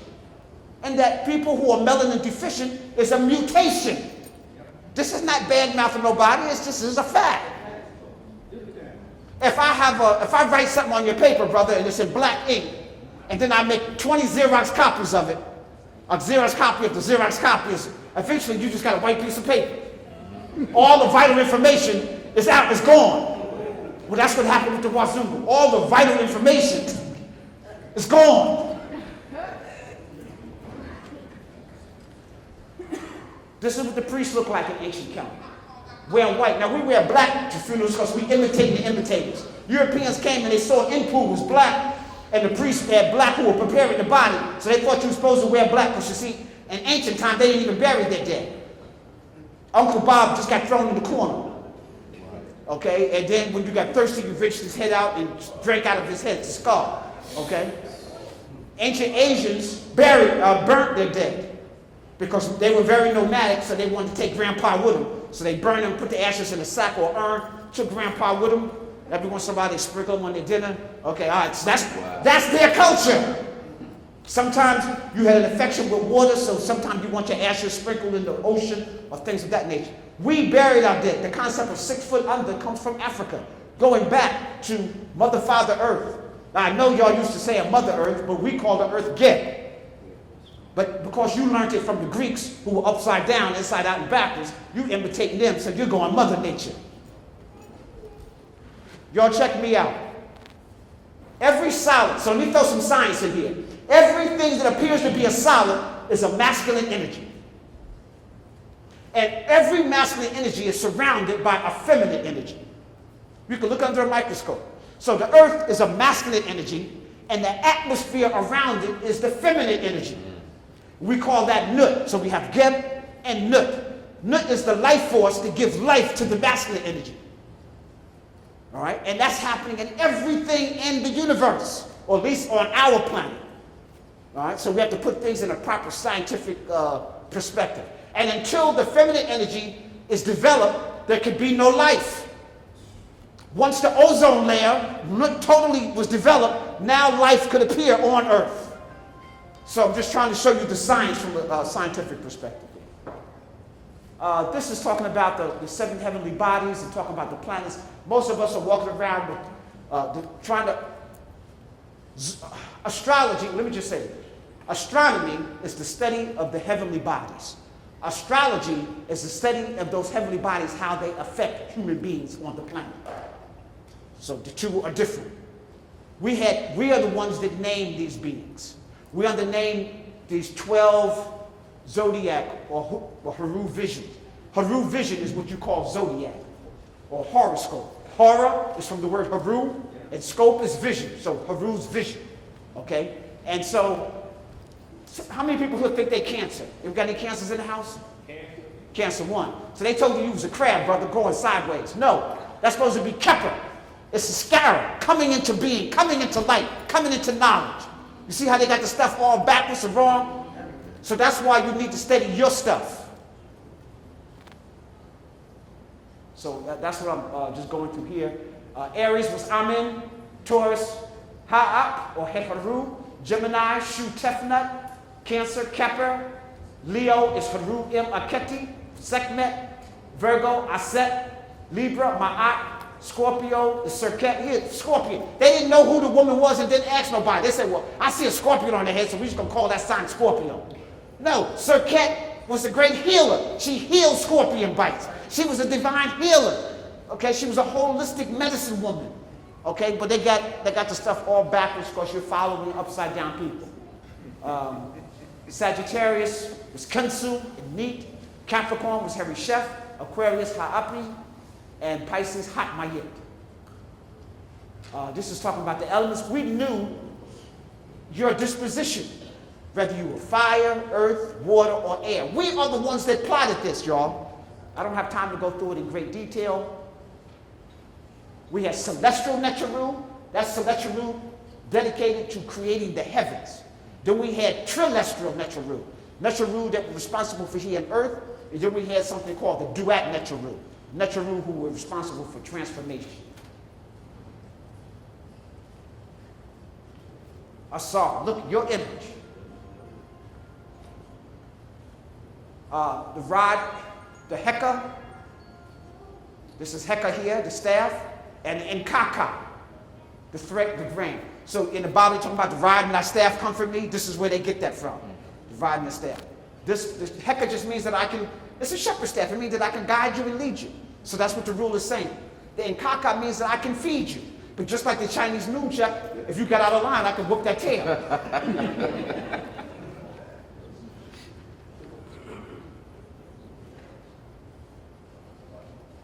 Now that's Narmer, up to the top. There's 2 pictures of him. So we know what our first rule. And brother here talking about, we don't have no pictures of Muhammad. We don't even know that he really exists. We ain't got no body. We ain't got nothing. And then they start writing about him until 80 years after he was dead. Come on, y'all. That sounds suspicious to me.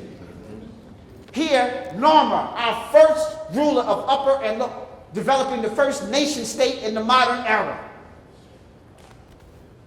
And we got his Narmer palette here. We got other symbols that talk about other rulers and then a list of the rulers. This is the first golden age. There's Imhotep in the middle here. This is the Zoser, Netriket. This is another Netriket. This is the modern building that went around the step pyramids, developed by him for him. All African people. So this ain't a feel-good thing. The big pyramid, hold up, I bet this show here, done by Seneferu, Khufu's father. He built 3 pyramids in his lifetime. Engineers today cannot build this. They cannot duplicate this. This brother built 3 in his lifetime. So you know why Khufu was so, he's watching his father construct 3 different ones, so that's why his was the grandest. These are the crowns. This is another whole story. The various different crowns. That's Seneferu. So you see his name here, Seneferu. This is what I talk about. This right here is what we call a syllabic symbol. That's Nefer by itself. This means a causative, to cause beauty to come into existence. So this ruler's name is that I am the one who causes beauty to come into existence. So everybody has a birth name, and then the priestship come together, and whatever needs to be solved as a problem in that nation, a name is formed to help you on that mission. So if you just didn't have a feel good, your name, you're supposed to step into your name. You're supposed to fortify your name. Your name is supposed to represent who you are and what you're about. So every ruler's challenge is in his name.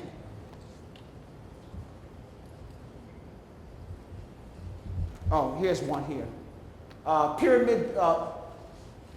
Science has proven that the pyramids and other monuments of Kemet, ancient Egypt, were not built by Hebrews, foreigners, nor slaves. They were built and paid for by the citizens during the farming off-seasons. Since many mentally challenged Negropeans only listen to Europods, here are 2 of the best books by Europod archaeologists documenting that the Bible is not a history book and that the Kemet, ancient Egyptians, paid their own citizens to build their own monuments, including the pyramids. So these are the 2 books that you can just go and, again, do research, okay? Let me give you an example of some books that you need to try to go get. One is the Mkuu text, what they call the pyramid text. Mkuu text is written up there. That's how it's written in English. The sound is Mkuu. That's the pyramid text. This is an example of the pyramid. Right here, that's where the pyramid text is coming from. So I'm not telling you to go get some books. I can't even show you the source. You can go inside of Pepe 1 and 2. You can go inside of there too and still see this. You can go inside of there and still see the Mkuu text. So that's the Mkuu text, that's pyramid text. The next is the Karas text. That's the texts that are based upon the coffin writings. So they took the pyramid text and they updated it into writing, songs, chants to protect you in the afterlife. So that's called the Karas text. So the English name would be the coffin text. Then the Per Im Haru, which is what they call the Book of the Dead. And get a book with glyphs in it, the Medu Neter. Don't just get the, remember, you don't want to go to the Fox about the rabbit's history, okay? So you have to get, you want to see some glyphs in each one of these books. If it don't have no glyphs, leave it on the shelf. And then we have the Shabaka Sabiat, the Shabak, and this is part of it over here. That's the Shabaka story. You can see that in the, you can go to the British Museum and go see that. And then we have the Yebu Stela, and this is where they get some of the stories from Moses and Joseph and all of that. They just copy straight from the stela that was right there. These ancient stories. But see, they figured you would never learn how to read your stuff, so they was pretty safe. No, we on to them. Second golden age, see that brother right here? This is Mentuhotep. Next month, my new book comes out. Mentuhotep in the Spirit of the Magi. Everybody here, when you read it, it's going to change your life. I send you through a Kemetic initiation. I was able to say stuff in the book that if I told you in person, I have to kill you. But that brother right there, that's Mentuhotep. I was in the Metropolitan Museum and I was listening to the guide, so he had another group in front of ours. So one of the white guys said, well, why is he so black? And the white guy said, well, they painted him black to protect him from evil spirits. Wow. I said, did they paint me to keep evil spirits away too? Okay, all right. So you get an idea. So he is the founder of the second golden age. This is what they call the 11th dynasty. And see, there's very little writing on Mentuhotep. Because see, he comes from the south. His whole family comes from the interior of Africa. So that we can't even paint him white. Okay? There's no whiteness involved here. Their capital is in Waset, which they would call Karnak today, and Luxor, okay? Those are Greek and Arabic words, okay? Nothing to do. Waset is the ancient word. But my book takes you through that whole, he ruled for 54 years. Only on his 14th year did he unite Upper and Lower Kemet. But then he had 40 years of peace. So Menchu means, Menchu is the nature of war. But Mentuhotep, the nature of war, is at peace. And, oh, and just quickly, this is the Kemetic army. This is Menchu's wife, a sister with locks. That's another one of his wives. So there's no question about who these people are. These are Magi warriors. Magi warriors. If you look Magi up, they were elite military force. They were the personal bodyguards of the Nasut, and they were the magistrates and the judge because they were the most just of all people. So not only could they kick butt like nobody, they were also in harmony and just. And so they searched these people out. And where did they come from? The interior of Africa. They didn't import them from Europe or from Asia. That's another close-up. That's part of the cover of my book. That's the Kushite army. The only reason why you can tell them apart, the Kushites was a little bit more colorful. You know, the ancient Kemet Uji said white linen. The movie Hero with Jet Li. Most people seen that. You remember that scene where the Chinese had all the archers, when they shot in the sky was blotted out? They got that from ancient Kemet. Wow. That was the way the Nubian warriors was on you. Taseti, the people with the bow. So when they came to your village, before you even saw the infantry, 1,000,000 arrows, it's blotted the sky out. And then the infantry just picked up what was left. Boom, boom. They got that whole scene. The Chinese biting seriously off of our stuff. Again, we're not making this up. This comes from, I take people there. This is ancient Mahez, what they call Beni Hassan. You can go inside of the tomb, and these pictures are there. I took some of the pictures myself. African warriors doing what you would call judo, jiu-jitsu, martial arts, kung fu, all of those forms, styles, sword fighting, before most people even smelted iron. Sword fighting, stick fighting. There's no such thing as Greco-Roman wrestler, it's Nubian wrestling, right here. These are Magi warriors going to war. This is inside, this tomb was created approximately around 2100 BCE. Japan, there was no Japan. Japan, that's like 600 BCE. That was Japan, just coming together and getting the first shogun, a brother. Another one of these guys, okay? So the first dynasty in China, the Shang dynasty. If you look, when does Chinese philosophy come into? 600 BCE. That's why you need a timeline. What happened in 600 BCE? The Persians and Assyrians had conquered Egypt. So those priests had to flee. And that's when that information spread into Asia. And so that's when you have Buddhism, Hinduism, Taoism. We can see on the timeline. But we see, they teach you outside of the timeline, so everybody walking around young Nirio Ko or something, you know, you got something else because somebody tricked you into their history because you don't know yours. Those are the archers. The brother kind of broke down some of the science of the pyramids. That would take me another hour here. There's more pyramids in Kush today than there is in ancient Kemet, but they're much smaller. These are the rulers. Look, all African faces. We're not making this up. The Caprice crown is an imitation of a hairstyle of the African warriors who kicked the Hyksos out. They wanted to commemorate these brothers. This is Hemet Masut Waed Tai. They said that she's dark like that because it weathered. It weathered. I guess it weathered her afro up too. This is the rule of the 11th golden age right here. What's the brother's name? Sinnetra or something. Sinnetra. But anyhow, obviously totally black here. Ankh West, this is Akhenaton's family at the bottom here. It's Nefertiti. This is Ankh West. This is Sinnetra. These are Magi warriors who guarded them. Third golden age.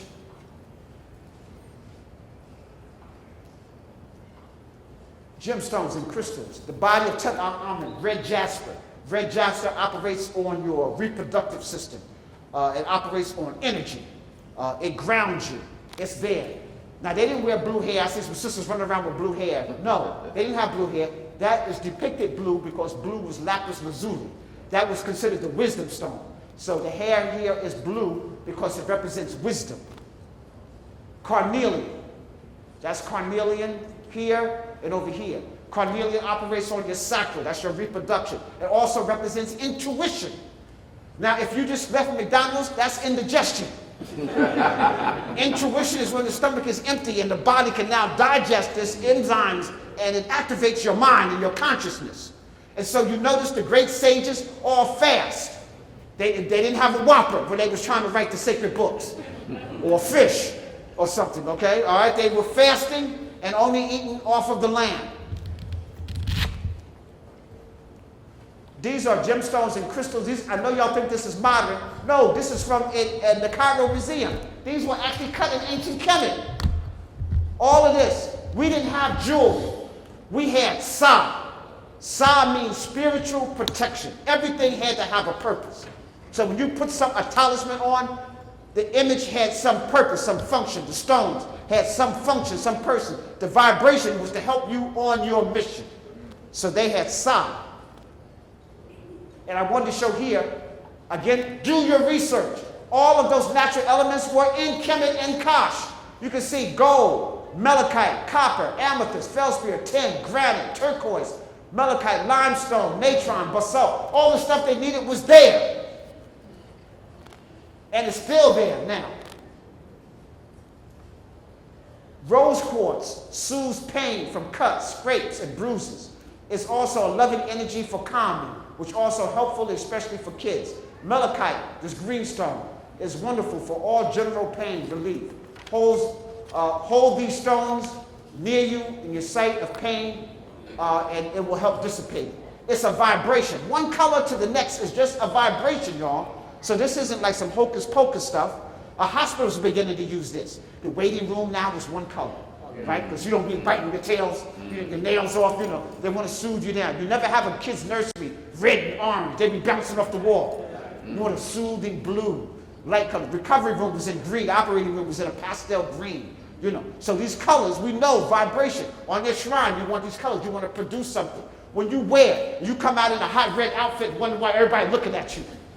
Okay, all right.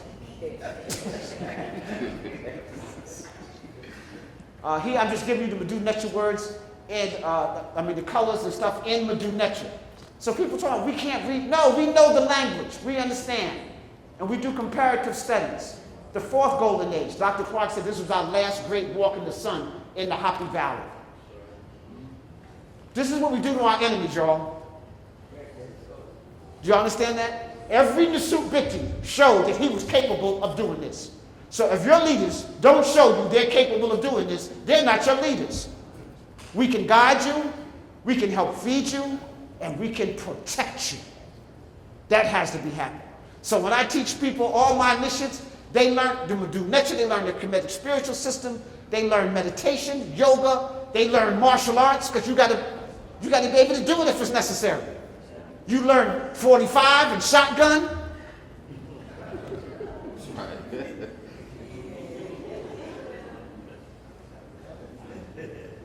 Oh, let me go back. This is Brahapa.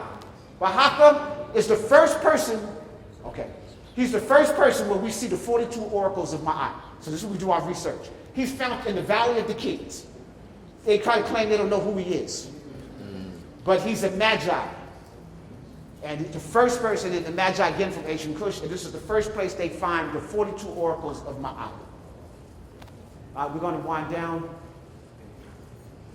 If you don't use your symbols, somebody else will. You hear we have Ptah, and we have Asar, and they talk about who's Oscar.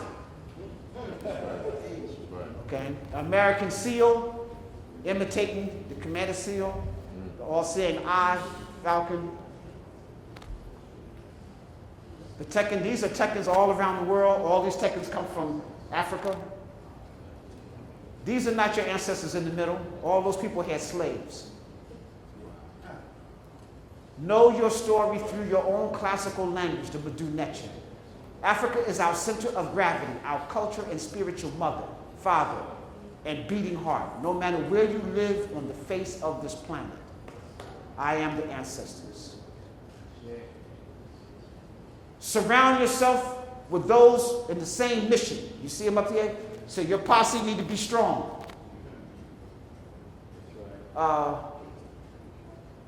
People, I want to say this.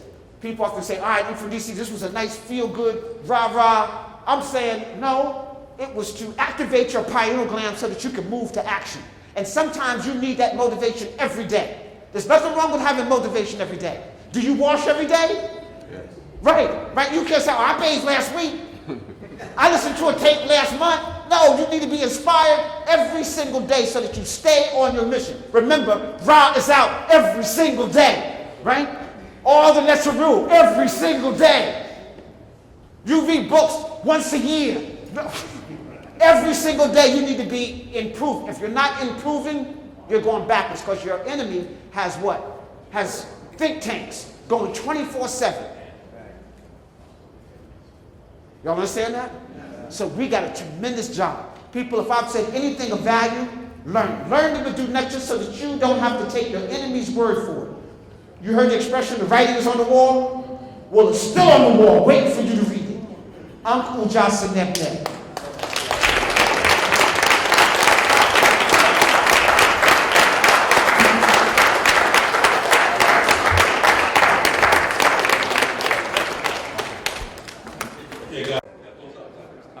Okay, family. I want to thank everybody for coming out to the Raising Awareness Group event. Hopefully we can have this event again next year, and everybody will come out and some more of our family members.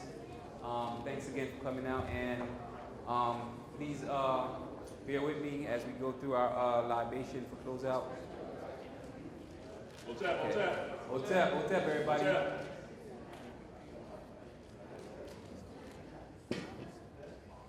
Oludumare, Ashe. Ilegba, Ashe. Babaluaye, Ashe. Obatula, Ashe. Yemiya, Ashe. Olurun, Ashe. Ogun, Ashe. Marimba, Ashe. Ochum, Ashe. Awegwa, Ashe. Amun, Ashe. Amunet, Ashe. Aset, Ashe. Asar, Ashe. Djhuty, Ashe. Baset, Ashe. Maat, Ashe. Rahiru Kahudi, Ashe. Sekmet, Ashe. Sachet, Ashe. Set, Ashe. Shu, Ashe. Sebek, Ashe. Tawaret, Ashe. Min, Ashe. Wejet, Ashe.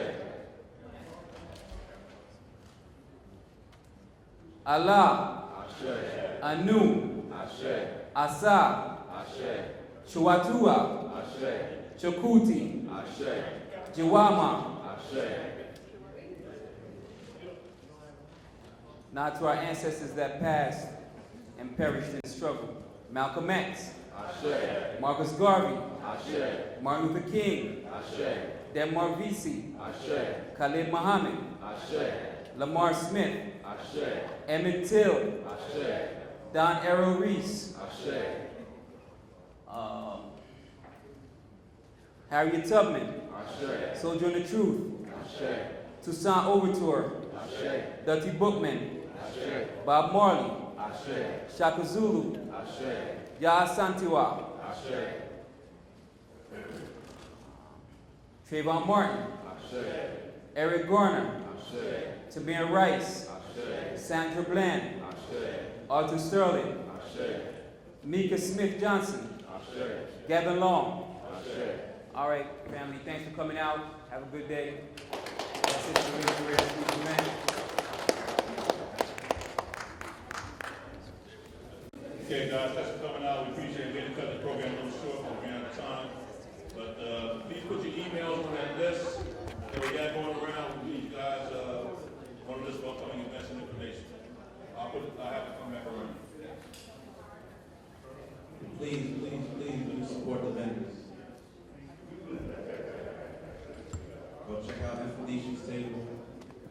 University of Kemet Press table.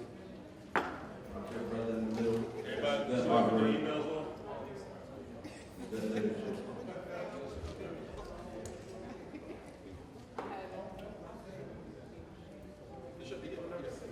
Please, family, write your email addresses down, your contact information down, so we can stay connected. You know, build with fellow brothers and sisters, exchange information.